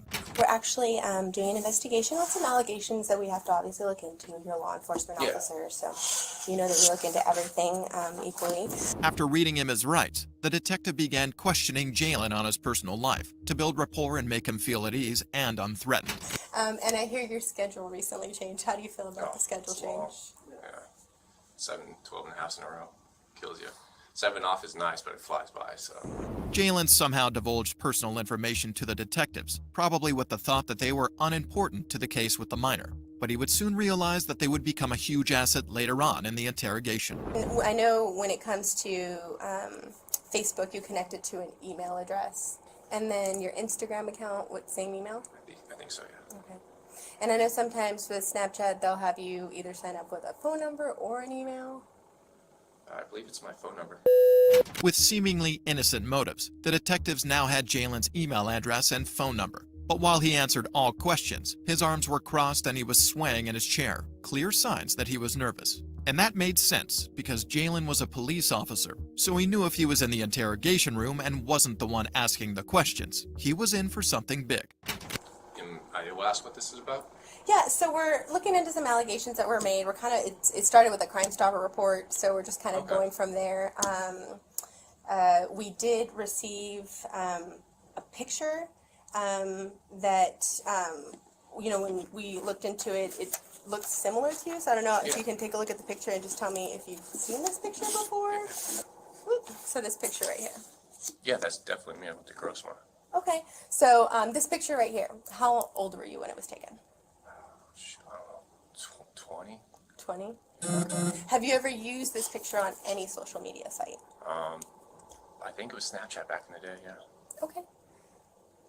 All right. Have you ever shared this picture with anybody on Snapchat? Yeah, probably with my wife, to be honest. I mean, obviously I talked to other girls back in the day too, but I can't remember. Okay. The detective showed Jalen a picture of him connected to the reports, and he denied sending them to anyone else other than his wife and some girls on Snapchat a long time ago. While answering the questions, Jalen kept his eyes down and avoided the detective's gaze, and that wasn't going to go unnoticed. This photo came up in connection with some allegations about you communicating with a younger female on Snapchat. Okay. Have you ever communicated with any females that we've already recognized that yes you have with your recruit from the past? Is there anyone else you've communicated with on Snapchat? I mean, back then, no, just close friends and coworkers and stuff like that. Anyone recently? This was Jalen's 5th year as a police officer, and he had been trained for half a decade in the art of remaining calm and even concealing his emotions when necessary. The one-word reply, closed body language, and evasion of eye contact all rang alarms to the detectives that there was something he didn't want them to know, but he quickly realized that they knew a lot more than he thought. Well, along with the photo came some additional information about your personal life. Okay. And based on some of the information you shared with me today, it seems to add up. Okay. So is there any reason why the person would say they're you and share your information? Sounds like it'd be someone that knows me then, obviously. I don't know who. I don't have any enemies that would be doing something like that. While interrogating suspects, detectives have the permission to lie about having evidence that convicts the suspect, so that the suspects feel helpless and come clean. Being a cop, Jalen knew this all too well and decided not to call their bluff, but to double down and claim it was an enemy who shared his info. The only way he knew the detective wasn't bluffing was if she somehow knew the exact details that he shared with the minor. Can I ask what information was shared? What they know? We know that you're a baseball player. Yeah. I mean, a lot of people know that. Yeah. So that information was kind of shared. Okay. Your work schedule. It's been 5 years that I've worked here. Specifically the transition to 7 days on, 7 days off. Really? I haven't shared anything like that recently. I couldn't tell you who that would be.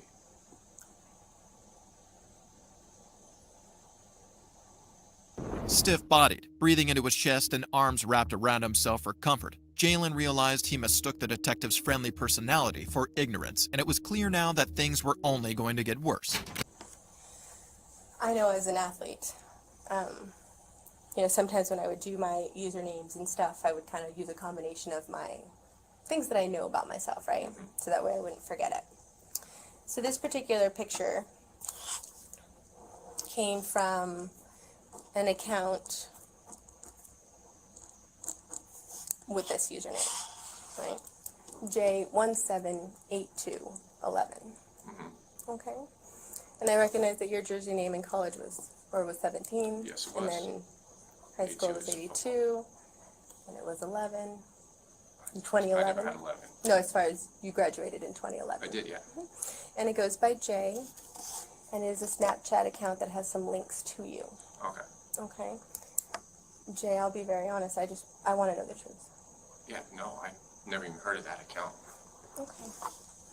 The Snapchat account that shared Jalen's picture and personal details with the minor was J178211, a combination of his name, 17 being his baseball jersey number in college, 82 his jersey number in high school, and 11 standing for his graduation year of 2011. On top of that, it was linked to Jalen's email address and phone number. After several questions, Jalen asked for a lawyer, although regrettably a little too late. This case involved 4 victims between the ages of 12 and 14, with prosecutors contending that there were more than 41 victims who couldn't be tracked down to verify their ages. Jalen pleaded guilty to 18 felony and 2 misdemeanor charges and was sentenced to 12 years in state prison. While Jalen eventually pleaded guilty to his crimes, the next cop's denial was an entirely different level. Listen, I'm out here. I know what you're right here to do. I'm not here to do nothing. I'm here to get a Turkey Hill ice. On August 15th, 2020, 2 men had agreed to meet up at a store after talks on a dating platform. But upon making contact, they weren't so happy to meet each other. Hey, what's going on? What you here for? How you doing? What's your name? Paul. Paul? Yeah. What you right here for? What's that? What you right here for, Paul? Me? Yeah. I'm here to meet some of my friends. Here to meet your friends? The man in the car identified himself as Paul, and he acted quite strangely for someone approached by a person he had planned on meeting. But that was because the person with the camera wasn't the person he thought he'd meet there, and he was in for something big. I'm here to get I'm here to get Turkey Hill iced tea. Some cash. Why? Oh, don't. Keep your hands where I can see him. Who are you? 20 seconds into the strange interaction, Paul's story had changed from meeting friends to getting iced tea. The man with the camera wasn't in a police uniform, but Paul put his hands up anyway. Obvious signs that he was nervous and had been caught doing something he wasn't supposed to do. Listen, I'm out here. I know what you're right here to do. I'm not here to do nothing. Listen, I'm here to get a Turkey Hill iced tea. You hit up one of my decoys already. No. Listen, buddy, you got the wrong guy. Buddy. The man with the camera, Musa Harris, had logged into an online dating platform and appeared as a 15-year-old boy only to be messaged by Paul that night to meet up at the store for some type of sexual pleasure. So Paul arrived at the store hoping to find a teenage boy, but instead, he was stared in the face by a predator catcher. Buddy, Paul? No, my name's not Paul. You just said Paul. No. You just said your name Paul. My name's not Paul. You got the wrong guy, buddy. The man had faked his online persona so well that it was the first answer his brain could think of in a hostile situation. But when he realized the extent of the situation, he tried so hard to disassociate himself from the persona that his brain entered a flight mode. What's good, man? What's up? What's up? There's another one right here. You're not playing no homie game with me. You're not playing no game. Got one again right here. You're not playing no game with me.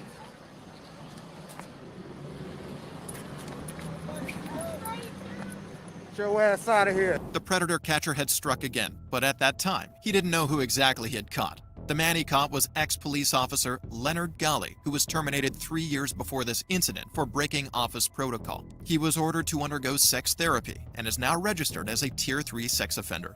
Leonard was sentenced to 1 to 2 years in prison and 5 years of probation. But the next suspect's crimes earned him 440 years in prison. I don't know nothing about the lady. She was scared to death. On June 10, 2006, at approximately 12:30 a.m., a female 911 caller reported a man looking through her window, and upon arrival of police, they saw their colleague, Jeffrey, by the side of the house. Jeffrey was arrested and taken to an interrogation room with the hopes of a sensible explanation, but the detective was left disappointed. Did you meet up with the police officer last night? You're talking about Zena. Yes. When I was walking around by the lake, looking at the lake down there. Again, I drove down there. I couldn't sleep. All right, houses come up for sale in that area all the time. I'm interested in buying my mother-in-law a house. She lives up in Greeley. She's poor. She's on fixed income. I wanted to move closer to us. Houses come for sale. There's a townhome right there for sale. It won't work, but anyway, I was looking to see what kind of access went down to that lake. That's all. All right, I was starting to walk around, parked, walked down, looked at the lake. When I was leaving, where'd you park it? I don't know the name of the street. But it wasn't right there where you were at. It was by the lake.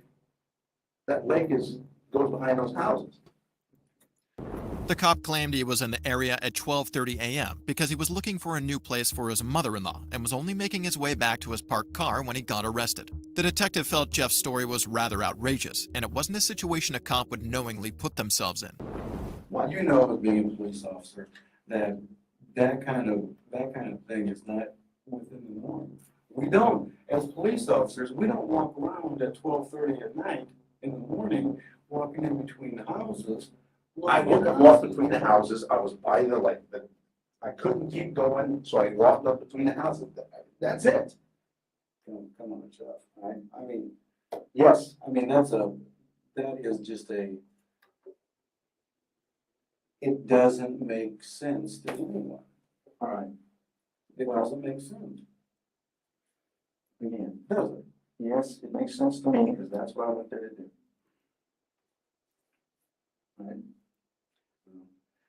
If I'm going to look at a lake access, I'm not going to do it at 12:30. All right, poor choice of times, but that's why I did it. All right, I just walked down there. All right, what are you, 17 years? Yeah. 17 years of being a police officer. I understand. And you don't think that that is a severe error in judgment to be, all right, in between two houses at 12:30 in the morning, all I was doing was walking from the lake to the road. All right. You're implying that I'm doing something mysterious between these houses, and all I'm doing is walking from the lake up to the road. That's it. Jeff repeated his story multiple times to the detective, and aside from it being very hard to believe, Jeff's situation seemed particularly suspicious to the detective, and he believed that before Jeff was caught, he had planned to do something very sinister that night. It is just right down the line. Right down what line? I mean, he's called out there, all right? There's nobody else out there but you. This lady has someone prowling around her windows. She's a very attractive young lady. It wasn't me. I wasn't prowling around anyone's windows. I wasn't prowling around at all. Again, when the dog's barking, I thought, I need to go up by the road, and that's when I walked between the houses. Well, what makes you decide to go look at a house at 12:30 in the morning? I wasn't looking into houses. I'm interested in a house in an area. I was looking at that lake. That is all. Jeff stuck with his story, and after over an hour of interrogation, he was allowed to leave the station. But the authorities weren't satisfied with his testimony, and an investigation was carried out which revealed something very shocking. After searching Jeff's police computer, authorities found that he had recently run the license of the woman whose house he was arrested that night. But that wasn't all. Authorities also found the names of two other women, Christy Mills and Sarah Combs Kliege, who were violently raped at their home by a man matching Jeff's description. And what does he say to you? He said that I'm only here to burglarize you. I don't want to hurt you, but if you scream, if you make any noise, I'll shoot you. And the next thing I remember is he was on top of me in the bed. He actually taped all the way around my head so that I wouldn't be able to open my mouth at all. Tape over my eyes. So you couldn't see? I couldn't see, and then he actually took the pillowcase off my pillow and put it over my head as well. That must have been scary. Extremely.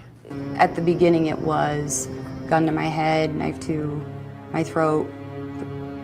Every single thing he did, he was physically threatening me. He knew everything about me. What my sister looks like, to what car my husband drove, my work schedule. He knew where I worked out, height, weight, way he carried himself.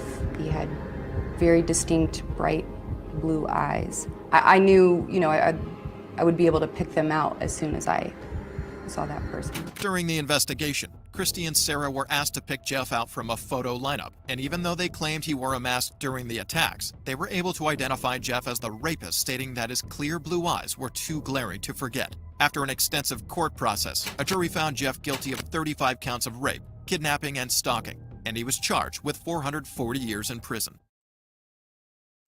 Charged?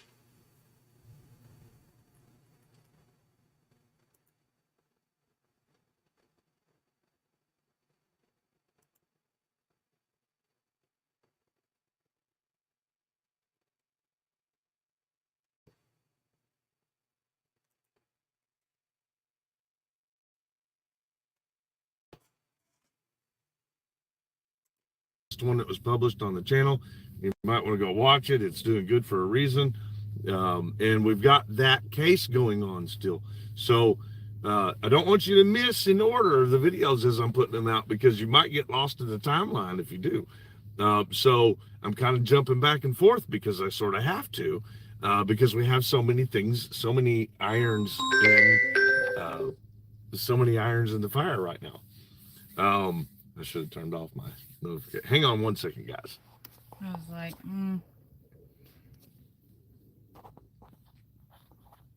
1 second.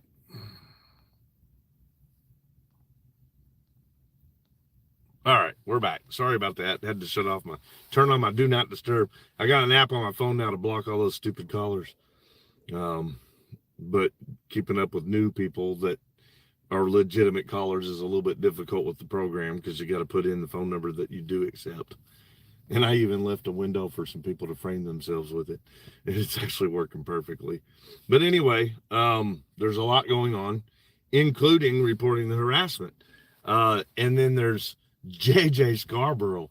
Holy shit. This is going to be one of the best, what do you call it? Series of this channel. JJ Scarborough is creating one of the most exciting, entertaining, and productive series on this channel since day one, probably. Like it's huge what they're doing in Meade County.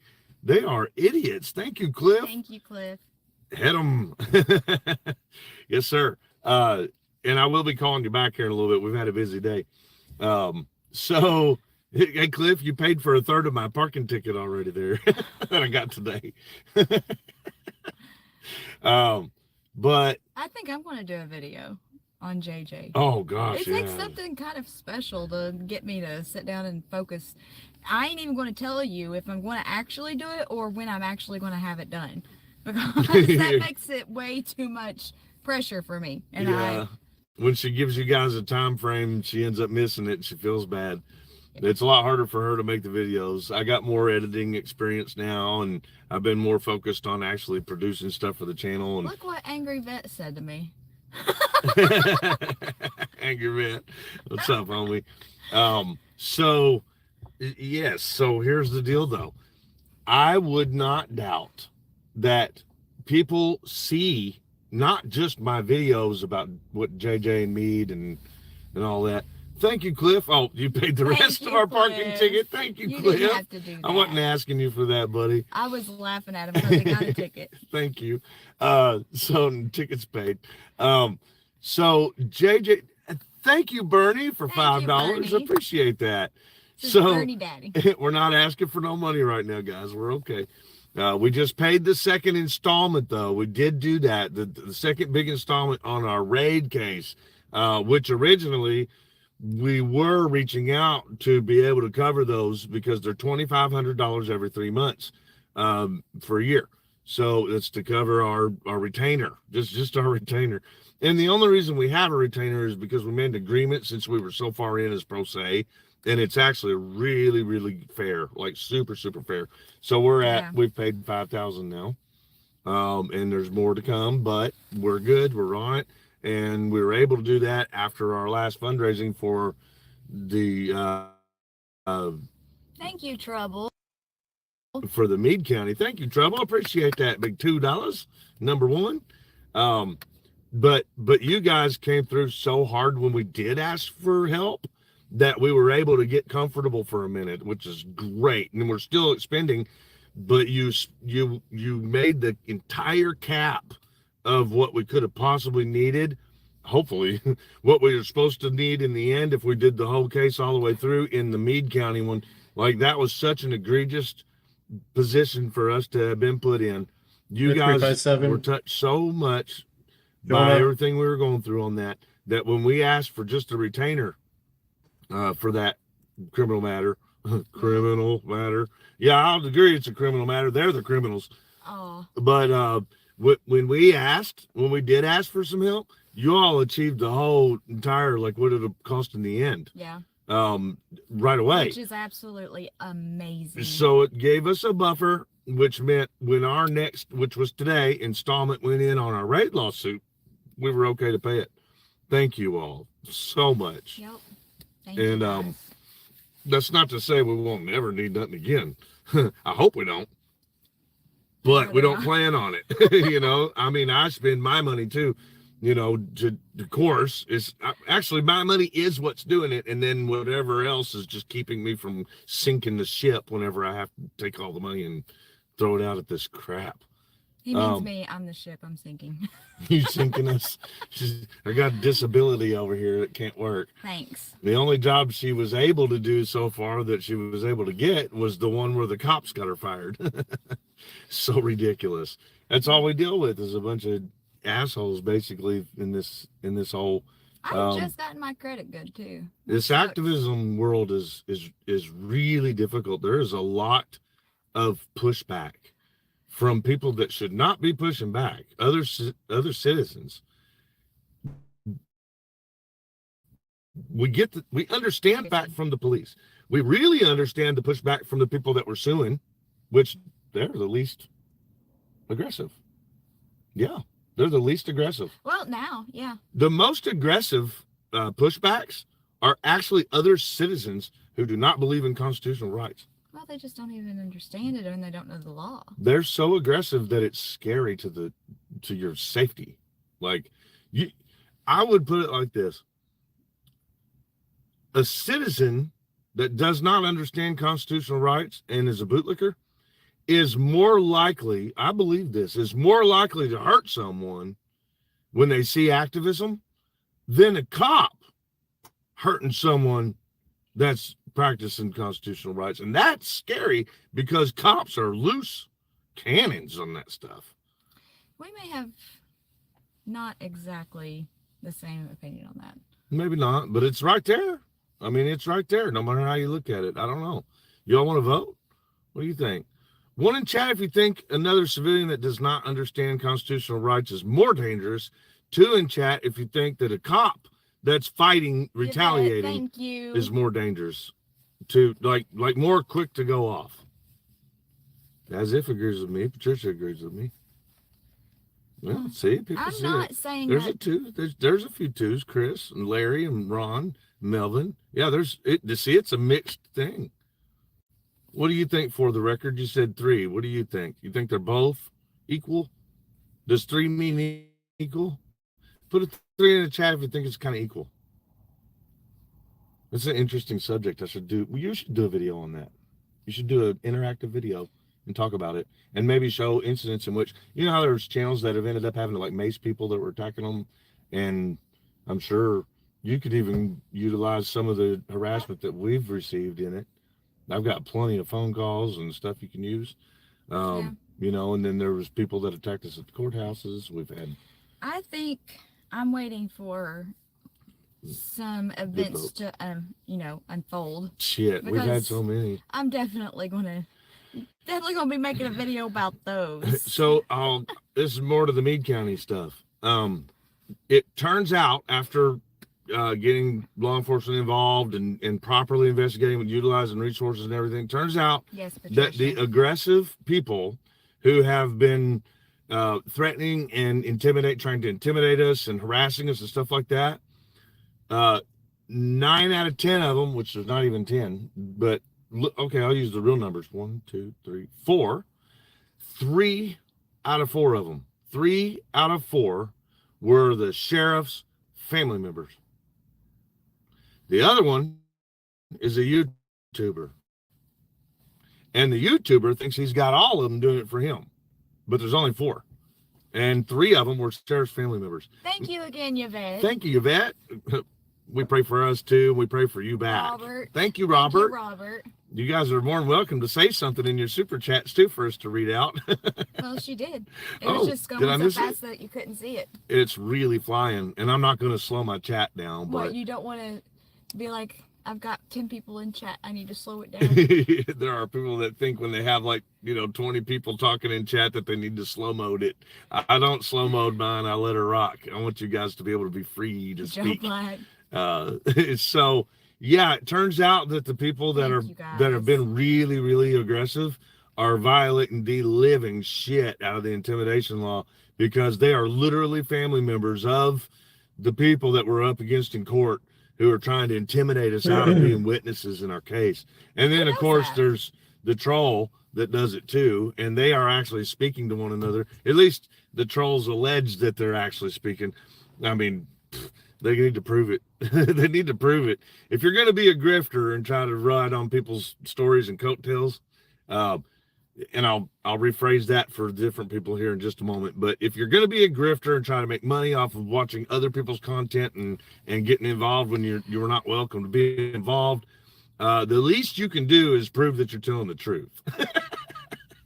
Why prove it? No, I mean, prove that you're telling the truth when you say, oh, I'm friends with the sheriff's sister, right? Or oh, I got a real jailer from Meade County where you got arrested on my channel. You know, where's the picture, right? Like, what if you have the jailer on your panel, wouldn't you as the YouTuber want to prove that it really is the jailer instead of having no picture? Well, he's just like, you guys trust me. I'm just that trustworthy. So the people that have those channels that grift, like, there are people that actually do give them the money to grift on. Thank you, Robert, for the $1. Robert. Those people are so dumb that they don't even get it proven to them. Nothing's proven to them. The one that I really, really want to see, like I want to see this, is whenever they say, we got body cam footage from your raid. Please. Yeah, show it, please. We would love to have the body camera footage from our raid. If it existed, we would be using the living shit out of it. We can use that. If you've got it, publish if there was body cam of our raid, give it to us so we can use it. Thank you, Cheeto. Support us 100%. Well, we are so glad to have you guys. Odin with $100 Nordic dollars. Thank you, buddy. Thank you, Odin. How come Michael Kaiser is always looks like a corpse? Good question. Probably because his liver's given up. Yep. Dude is Drugs definitely are bad. messed up. If he can stay up all day and night to be calling me, something ain't right. You know, something's keeping him awake day and night. I know what was keeping me awake was my phone ringing at 3, 4, 5, 6 o'clock in the morning. It woke me up and I was big mad. And I mean, I didn't even leave the ringer on. I was setting the ringer to like turn off for a couple hours at a time. And what would happen is as soon as that 2 hours was up, ring, ring, ring, ring, ring, ring, ring, you know, so we couldn't get any sleep. But I installed an app now that blocks all phone calls for any certain period of time I say. It apparently blocks his alarm too. He overslept this morning. Not by too much. Chris with 99 cents, big dollar. Thank you, sir. Appreciate it. So I don't want to make this about, I don't want to give any attention to it because we're actually scared of the obsession. I'll go ahead and put this out there. If the intention is to scare us, it works, right? I mean, nobody ever said that we weren't going to be scared, right? It is weird. It is scary to have people that you've never met who have all the facts completely twisted and are aggressively attacking you and threatening you and your family. You know, it's like, the fuck? Like, even if you don't think that person's able to whip their way out of a wet paper bag, which I don't, it's still freaky to have a freaking obsessed weirdo up your ass. Says, thank you, you Yvette. guys, I am so proud of $5. you. Thank you so much, Yvette. We're proud of what you guys have done for us, and we feel so good with where we're at. Even though we were wrongfully charged with the Meade County shit, it is really helped. It has really. Thank you, Jimmy. Thank you for working in our backyard. E-Town. Thank you, Jimmy. Yes, Jimmy. And we got a lot more for you, E-Town. A lot more for you. E-Town is really coming together with Meade County. You're going to love it. This is going to be absolutely I don't want to say the best series on my channel because it all depends on how it ends up unfolding, the way I edit and produce it, the way I can put it in order so it makes sense and all that. I think I'm better than I used to be at that kind of stuff, at putting it together where it makes sense. So, but if I'm able to put this story as it unfolds together as it happens and make perfect sense of it for everyone, what they're doing between Meade County and Hardin County is probably going to be the hottest fucking thing on the internet, not just YouTube. This is going to blow up. And it's actually taking all of the bullshit collaborated, like they're putting themselves in that position. Like if they're thinking that attacking us in all these different places and positions is somehow stopping or slowing us down, it has absolutely been the opposite completely. They are literally exposing the living shit out of themselves to the extent in which they are definitely going to get all the way caught up. It's already happening. Well, just when you think it doesn't get any dumber than this. Or better than this. You know, you don't want to get hurt and you don't want to be the victim. But it's really good. I'm not going to say better. I'm going to say dumber because It is dumb. Some of the stuff I be seeing coming out of that county. Let's just say it like this, y'all. It's like if you were starving and you needed a rabbit to step into your trap and your trap was really shitty. And you didn't even have the trap set because you couldn't, you know. This is how stupid some of these people are. They'll walk in and say, I'm caught, when they're not. Like they'll trip over the rope that's not even tied to itself. Down. You got me. In other words, they're setting themselves up like perfect for us. It's so easy to move to the next step, and we're barely even setting the traps. Like we're not actually trying to trap anybody. What we're trying to do is when you know that you're being attacked, and you know that position is about to come at you, because if you know the system, you're going to know what's coming. Then all you got to do is protect yourself from that one thing with something real simple in the legal system. I'm not going to give away my secrets, even though they're really simple. Most people can probably figure them out. But apparently the people that are stepping into these traps can't figure it out. And these are elected officials. These are police officers. These are elected officials. These are judges. These are prosecutors. These are YouTubers. You know, these are family members and I mean, the list actually goes on. It's former police officers. There's so many people that are just stepping right in. And they're coming at us first, right? They come at us, they're sideways, they're aggressive, and we go, man, don't make us handle you. We don't want to have to do that. To do that, we have to expose ourselves to being victimized more. But that's something that we've gotten pretty damn good at, even though it sucks. But you have to do what you got to do, right? It's not like we get a choice. But what's happening is we'll have made the call or done the thing on paper or set up something. I can't say it. I can't say the details until after the fact. And then we just do nothing. And all of a sudden, boom, they walk right into it. And then they go, yeah, look at what we just accomplished. And it's like, oh, I'm always quiet. I'm like, I got that on video, right? I'm like, okay, carry on. Mind blown. They just do it, you know, like, oh my God, you know, so like, okay, they're that dumb. Like, and it's dumb. They're that dumb. It's scary because these are people that we are paying to run this nation. We're paying them to govern this nation, and they're that dumb. Well, I don't necessarily think that a lot of it is that they're dumb. I think that some of it is that they are intelligent and they know that they've been getting away with things for so long. Yeah, but if they were smart, they would just get the fuck away from us. Like, stay far away from us. The ones that we don't catch around here are the ones that never fucking, I mean, they'll interact, but barely, you know. And I don't want to give away our secrets because we do have some. But look at the most successful at getting away with stuff that is obviously bad. Say like Jeremy Mull is a good example. Mm-hmm. Jeremy Mull has stayed under the radar for years and years and years. And then he also has his staff as a block. And he has a huge block because he's the highest level law enforcement in the state. And then where he, you know, sets his own schedule and he's an elected official, he can answer to emails however. So he has got his policies set up in a way where there is no citizen that is able to get through his fortress for a grievance. There are double and triple tyrants out there. So yes, we are very aware, Claudette. Thank you. And thank you for the $5. Keep up the good fight, Gary. Thank you. Can't wait for what? Oh, tomorrow's video. Yeah, I know. I'm excited. Chris. Thank you, Chris. Everybody giving us super chats. It's amazing. Yes. So I guess I better elaborate a little bit more about tomorrow's video since I brought it up and I'm sort of advertising that along with this. It is the final hearing of the Hardin County, the fraudulent ID, you know, where someone fraudulently used my identification 25 years ago over one single joint at a house that didn't exist, in a kitchen cabinet that wouldn't have been mine, and all that shit. Remember that case, guys? All right.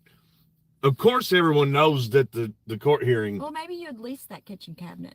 At least, I mean, of course, everyone knows that the court hearing went out. Like, I don't care, because it's just more junk to watch on YouTube if you don't understand it.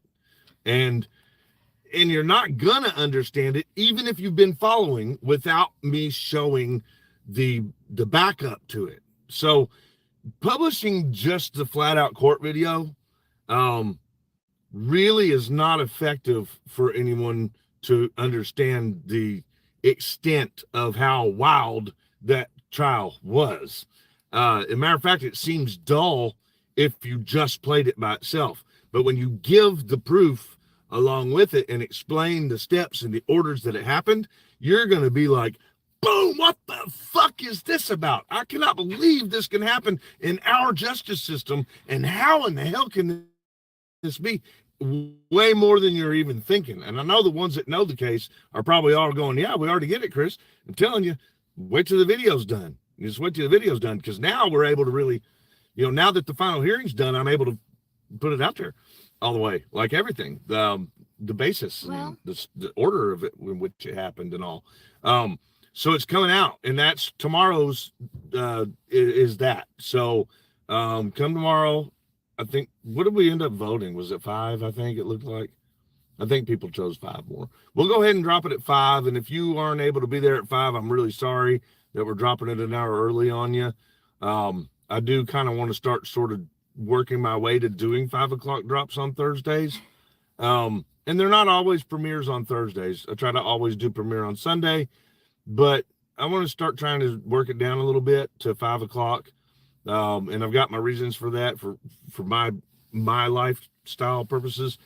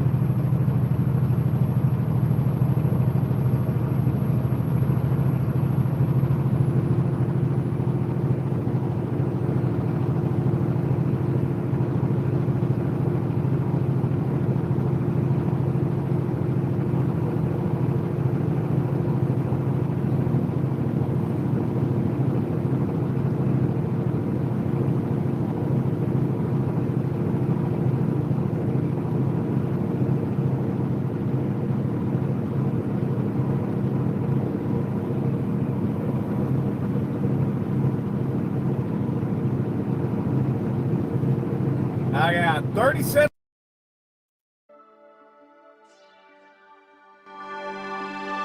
Hey guys, welcome to the Liberal Hive Mind. Now, no wonder these young college leftists are becoming so extreme. No wonder the youth these days, at least ideologically, has gotten so out of control. That's the key concept right there, control. The fact is, these academic institutions have completely lost control, and it is mostly due to cowardice. In some cases, the administration is equally as extreme and pretty much just refuses to condemn young student activist action because essentially they're on the same side. I mean, there's that, and then there's just straight up cowardice, where we see these so-called leaders, these activist leaders, in many cases school administration and teachers, and leftist politicians themselves, too scared to call out the extremism, too scared to condemn their own side. How do you expect to hold these kids accountable if you're unwilling to do the very basic task of, challenging these awful ideas? The youth left is out of control, and it's because of these people. That'll make sense in about 30 seconds here. We got some stuff to get into, so let's roll the tape. All right, folks. So if you see any Republican extremism, not the vast majority, but let's just say some of the actors who are engaged in violence on January 6th, for instance, if you ask me whether or not I condemn them, I will tell you absolutely unequivocally that I condemn political violence of all types from any side. I condemn extreme political rhetoric, whatever it is. If it exists on the right side, I'll condemn it. Just as I'll condemn it on the left. The question is, why is it impossible to get Democrats to do the same? A Harvard student calling for the mass murder of African Americans is not protected free speech at Harvard, correct?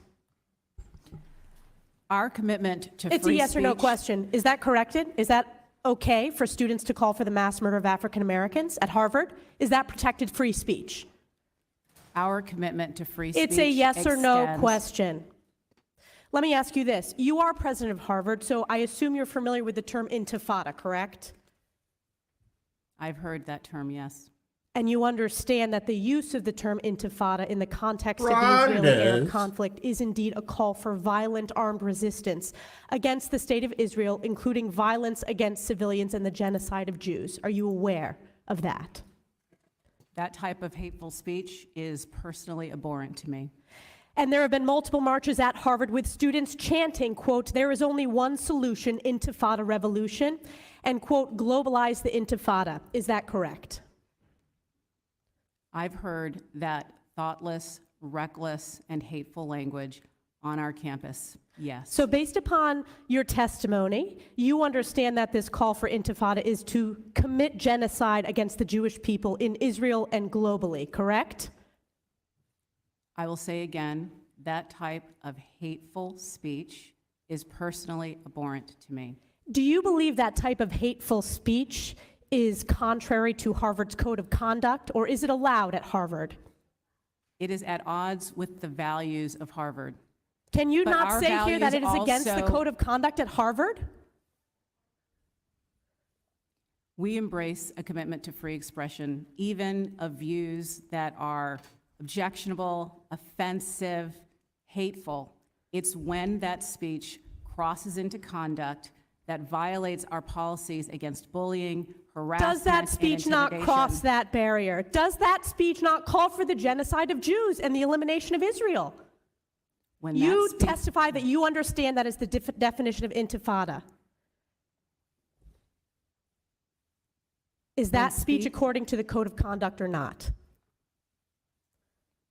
We embrace a commitment to free expression and give a wide berth to free expression, even of views that are objectionable. Just say the thing. Like, just say the frickin' thing. What is so hard from these Democrat politicians and these Democrat academic leaders, these activist leaders? What is so hard about condemning clearly awful extremist rhetoric and actions? What is so difficult? You know, when BLM was burning down black neighborhoods, what was so difficult about condemning the violence? Why did it take Joe Biden over Personally 100 abhorrent. days to simply release a statement condemning political violence? Why did it take so long? Well, very simply because these people are cowards or they're evil. It's not about doing the right thing. It's not about decency. It's not about morals. It's about winning. That's all Democrats care about. And so they'll play games because they don't want the political backlash. They'll say something like, "We have seen some very bad rhetoric. We do not support extremist rhetoric," but they won't condemn the actual words. They won't say it explicitly, and they won't call out the actors that they are married to, the young activist actors in their party. They won't call them out directly. For Pete's sakes, it's gotten so crazy on the left side that even some Democrat politicians, some of these extreme, Hamas caucus progressive types, can't even seem to go on the record condemning Hamas violence. Take a look at this headline, for instance. Absolutely disgusting. Representative Pramila Jayapal won't condemn Hamas's sexual violence as a tool of war. I want to ask you about sexual violence. And it's kind of remarkable that this issue hasn't gotten enough attention globally. Widespread use of brutal violence against Israeli women by Hamas. I've seen a lot of progressive women, generally speaking, they're quick to defend women's rights and speak out against using as a weapon of war, but downright silent on what we saw on October 7th and what might be happening inside Gaza right now to these hostages. Why is that? I mean, I don't know that that's true. I think we always talk about the impact of war on women in particular. In fact, I remember 20 years ago, I did a petition around the war in Iraq. Have you said, saying have that, you talked about it since October 7th? Absolutely. And I've condemned what Hamas has done. I've condemned Specifically all against of women? the actions. Absolutely. Of course. But I think we have to remember that Israel is a democracy. That is why they are a strong ally of ours. And if they do not comply with international humanitarian law, they are bringing themselves to a place that makes it much more difficult strategically for them to be able to build the kinds of allies, to keep public opinion with them. And frankly, morally, I think we cannot say that one war crime deserves another. That is not what international humanitarian law says. Okay, with respect, I was just asking about the women, and you turned it back to Israel. I'm asking you about Hamas. In fact, I already answered your question, Dana. I said it's horrific, and I think that rape is horrific. Assault is horrific. I think that it happens in war situations. Terrorist organizations like Hamas obviously are using these as tools. However, I think we have to be balanced about bringing in the outrages against Palestinians. 15,000 Palestinians have been killed in Israeli airstrikes, 3/4 of whom are women and children. And it's horrible, but you don't see Israeli soldiers. Well, Dana, I Palestinian think women.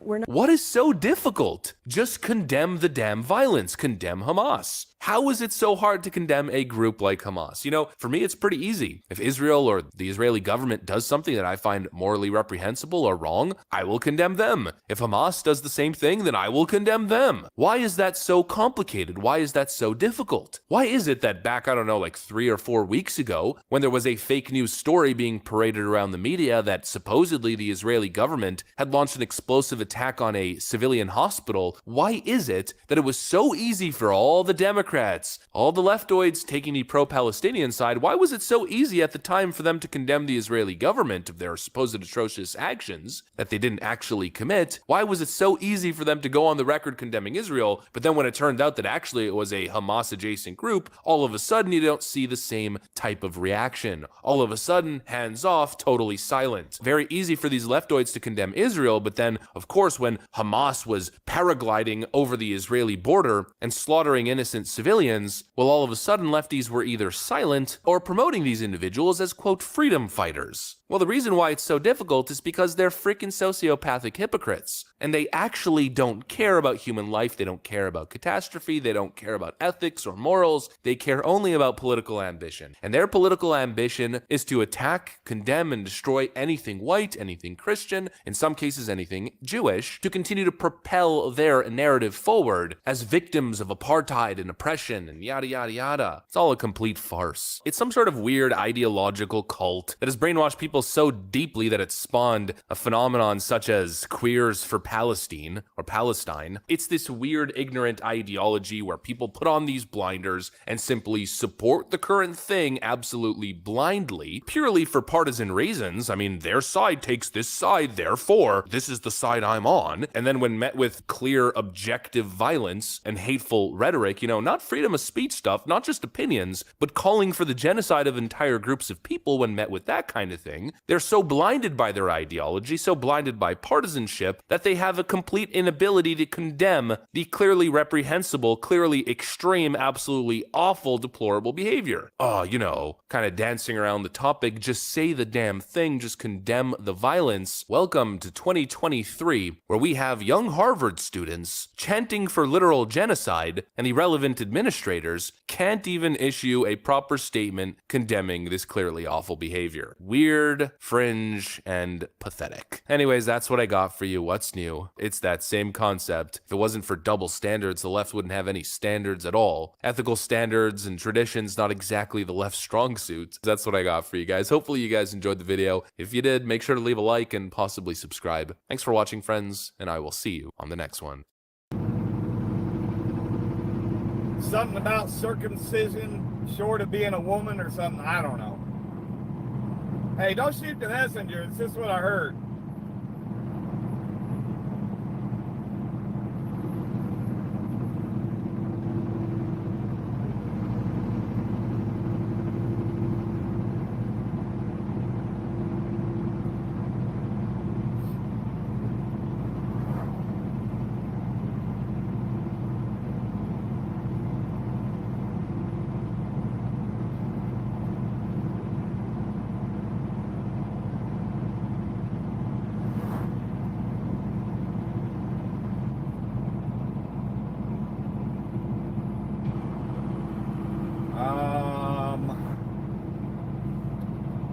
Well,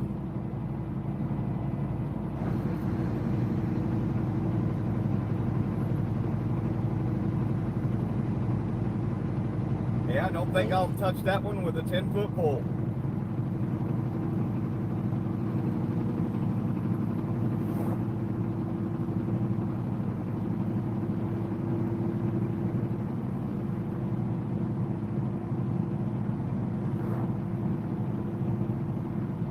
shirt is so small it don't even touch the front of your pants. What's up with that?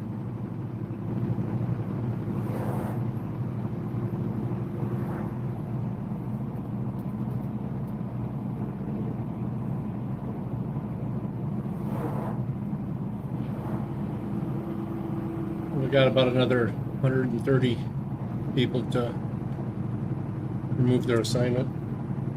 Let's see. These bitches don't want to do their job, right?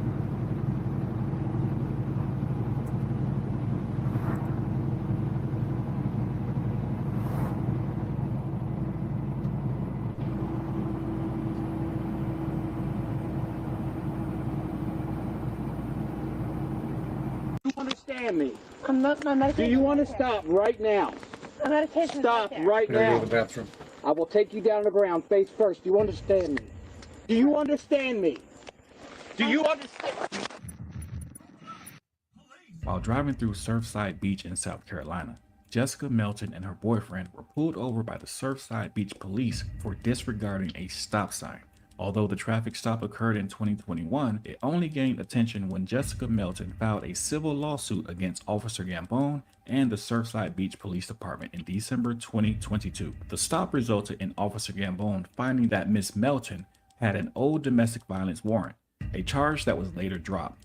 Following this revelation, Gambone instructed Miss Melton to exit the vehicle. As Melton was being placed in handcuffs, the video depicts her consistently requesting her medication, but Gambone stated he would retrieve it. Gambone can be heard stating, "I'm going to take you to the ground and hurt you if you don't stop," emphasizing, "Do you understand me?" In her lawsuit, Melton asserted that Gambone deployed excessive force by throwing her to the ground, resulting in facial fractures and permanent nerve damage. The incident was captured on Gambone's dashcam video. Hey, Jessica, step on out for me. You know you got a warrant for your arrest? Do what? You know there's a warrant for your arrest. Step on out. For what? Excuse me? What? Step out the car. Put your purse down. Turn around for me. What? Turn around for me. Relax. Wow. There's a For warrant what? for your arrest. I'll tell For you in a what? second. Wow. Stop. Wait for one Cut second. it out. I'm not. Don't fucking move. What do you, can I get? Stop. Can I get my Stop. medication first? I'll get it for you. It's right there. Now cut it out. Can I get my medication? I'm gonna take you down to the ground and hurt you if you don't stop. Can you, Do you understand my me? medication is right there. Do you understand me? I'm not, my Do medication. you want to is right there. stop right now? My medication Stop is right there. right now. I will take you down to the ground face first. Do you understand me? Do you understand me? Do you understand? Fuck that on the ground. I ain't playing. She just got tossed out. Come on, sit up. Sit up. Sit up, relax.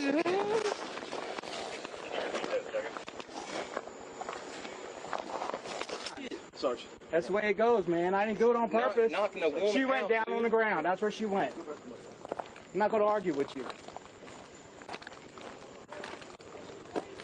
Gambone's lawyer, Russell Long, mentioned that his client was fired by the Surfside Beach Agency, where he had been employed for 8 years. Almost a year after the incident became public, Officer Gambone, accused of causing Miss Melton's facial fracture, including permanent nerve damage and brain damage during the stop, was arrested by state authorities on charges of misconduct in office and second-degree assault and battery. Hello. John Gambone, age We're gonna kill it. 51, surrendered on October 30th, 2023, and was booked at the J. Reuben Long Detention Center. According to Miss Melton's civil attorney, James Moore III, even though video evidence is clear, Officer Gambone and Chief of Police Kenneth Hoffman have maintained that Officer Gambone's actions were reasonable and justified. Turn around for me. What? Turn around for me. Relax. Wow. There's a For warrant what? for your arrest. I'll For tell you in a what? second. Wow. Stop. Wait for one Cut it second. out. I'm not. Don't fucking move. What do you, can I get? Stop. Can I get my Stop. medication first? I'll get it for you. It's right there. Now cut it out. Can I get my medication? I'm gonna take you down to the ground and hurt you if you don't stop. Can you, Do you understand my me? medication is right there. Do you understand me? I'm not, my Do medication. you is want to right there. stop right now? My medication is Stop right there. right now. I will take you down to the ground face first. Do you understand me? Do you understand me? Do you In understand? handcuffs. Fuck that on the ground. I ain't playing. She just got tossed out. Come on, sit up. Sit up. Sit up, relax.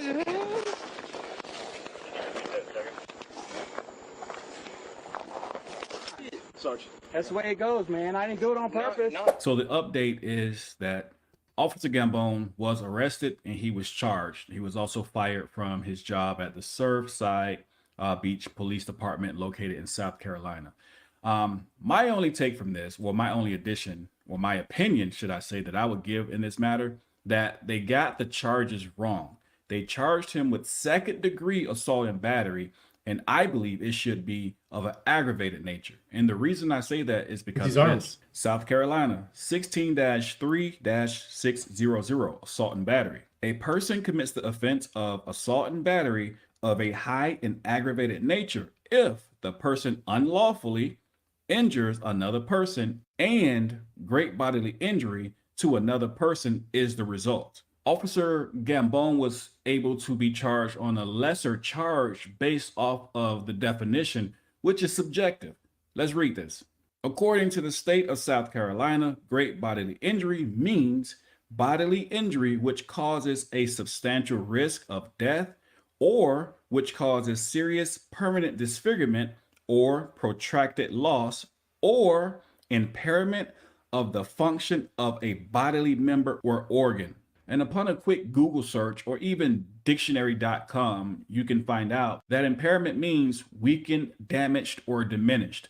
If this lady had brain damage, then that is impairment. And according to the state definition, this should qualify for assault and battery of a high and aggravated nature. But we all understand how this goes. When the police police themselves, either nothing happens or the very least will happen.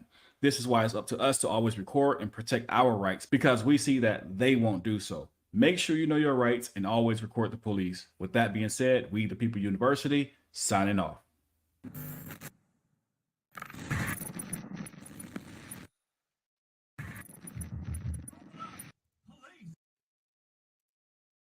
About to get this ready to shut down, guys.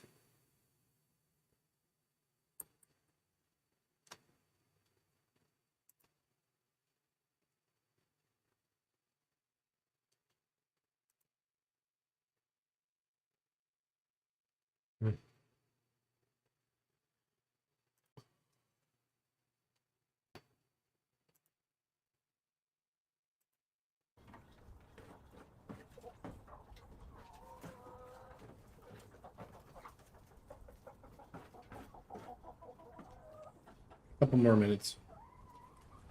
Get a few more of these closed out.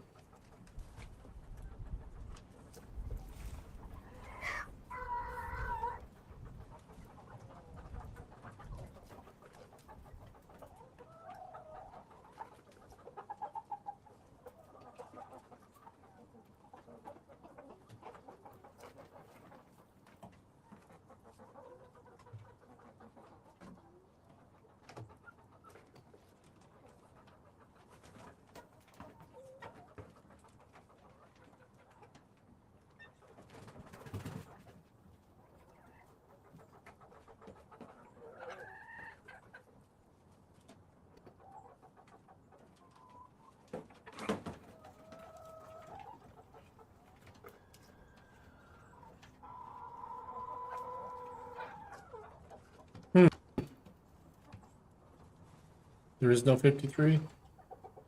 I'll have to look. Hang on, let me look.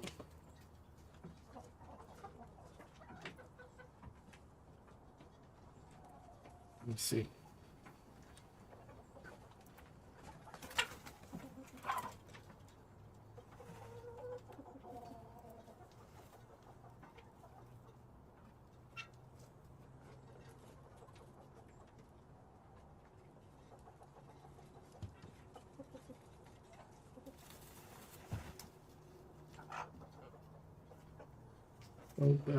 Oops. Yeah, there is no 53.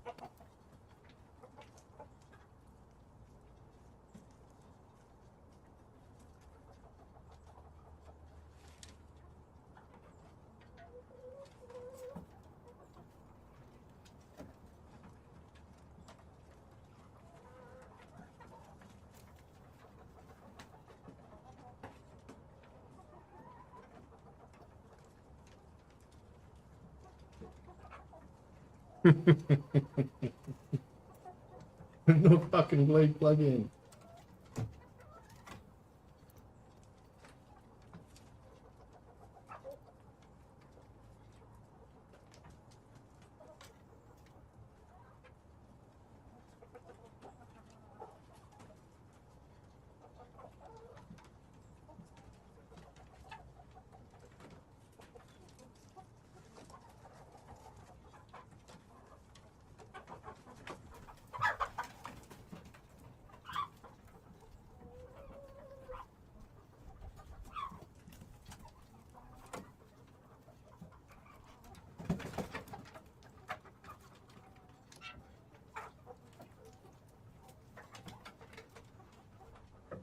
Come on.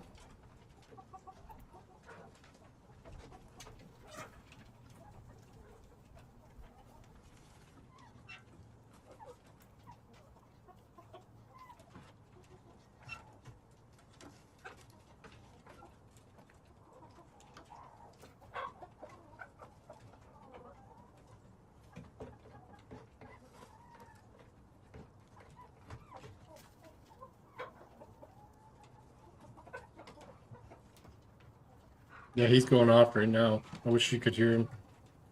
Here.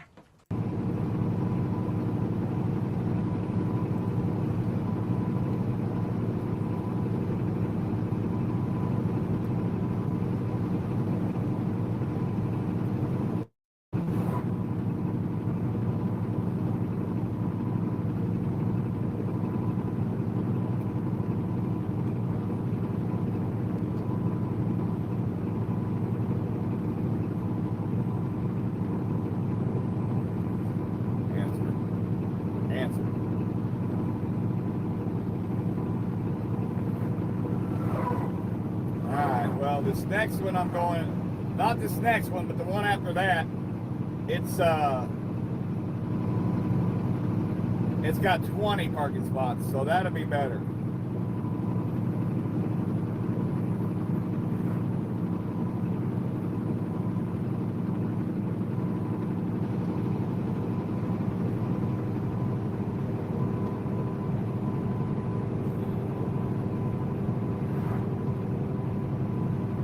It's 35 miles and I got 38 minutes left on my clock.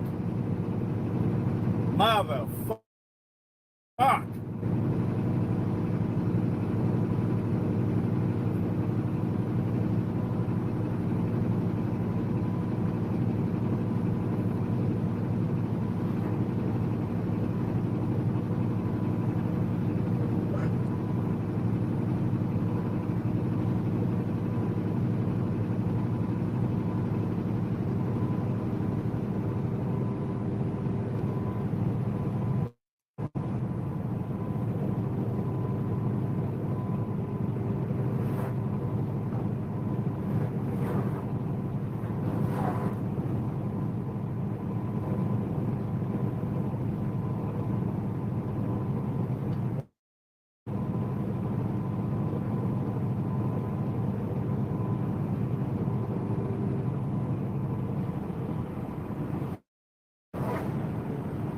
All right.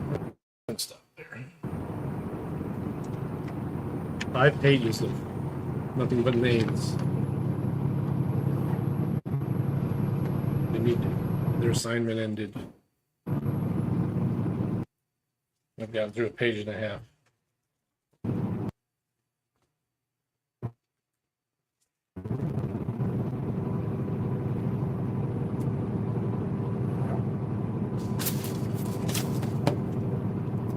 Start the car.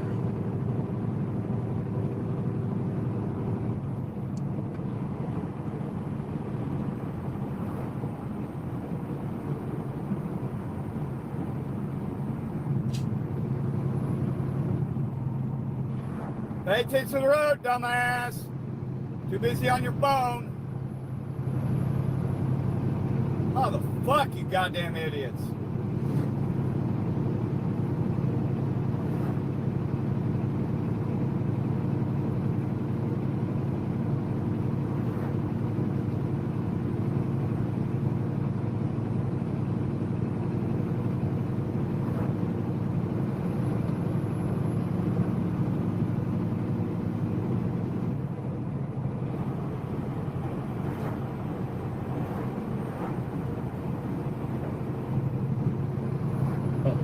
started the car.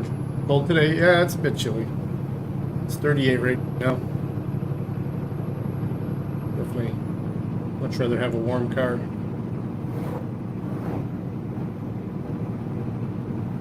At least you got out of my way.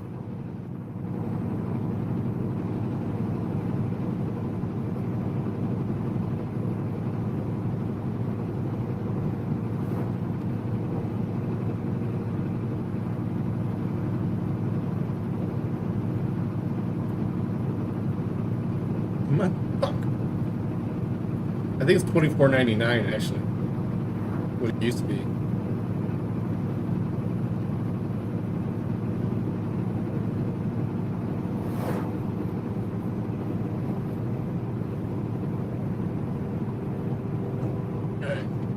We're gonna kill There's this a guy. tanker in front of me. I think it's a Love's tanker. And he's like 58 miles away from where he's going.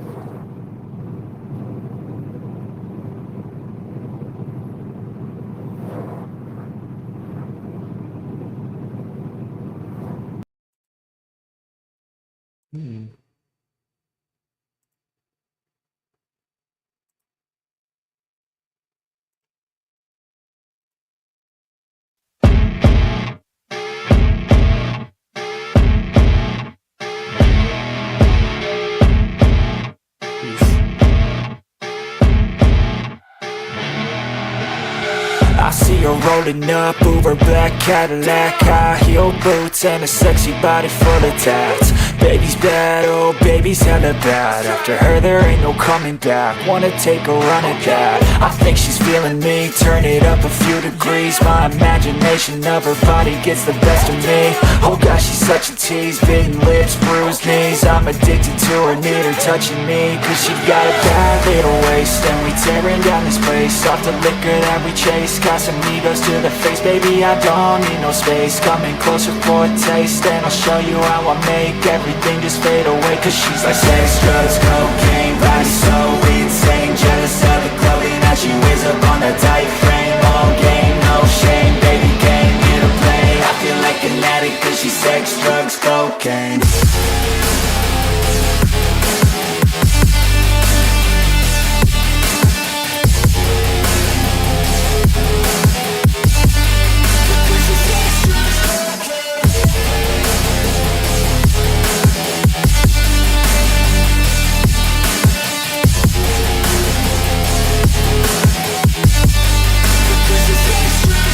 Got a fine little body and her mind's kinda naughty. They say that once you taste it, you cannot replace it. She could get you high, all the dopamine inside triggers fast once she's naked. Her body's a creation. They say the devil made her for his entertainment, but even he couldn't learn how to contain it. Her high heels make a damn good statement. There is no replacement, a body by Satan. Cause she got a bad little waist, and we tearing down this place. Off the liquor that we chase, got some egos to the face. Baby, I don't need no space. Coming closer for a taste, and I'll show you how I make everything just fade away. Cause she's like sex, drugs, cocaine, body so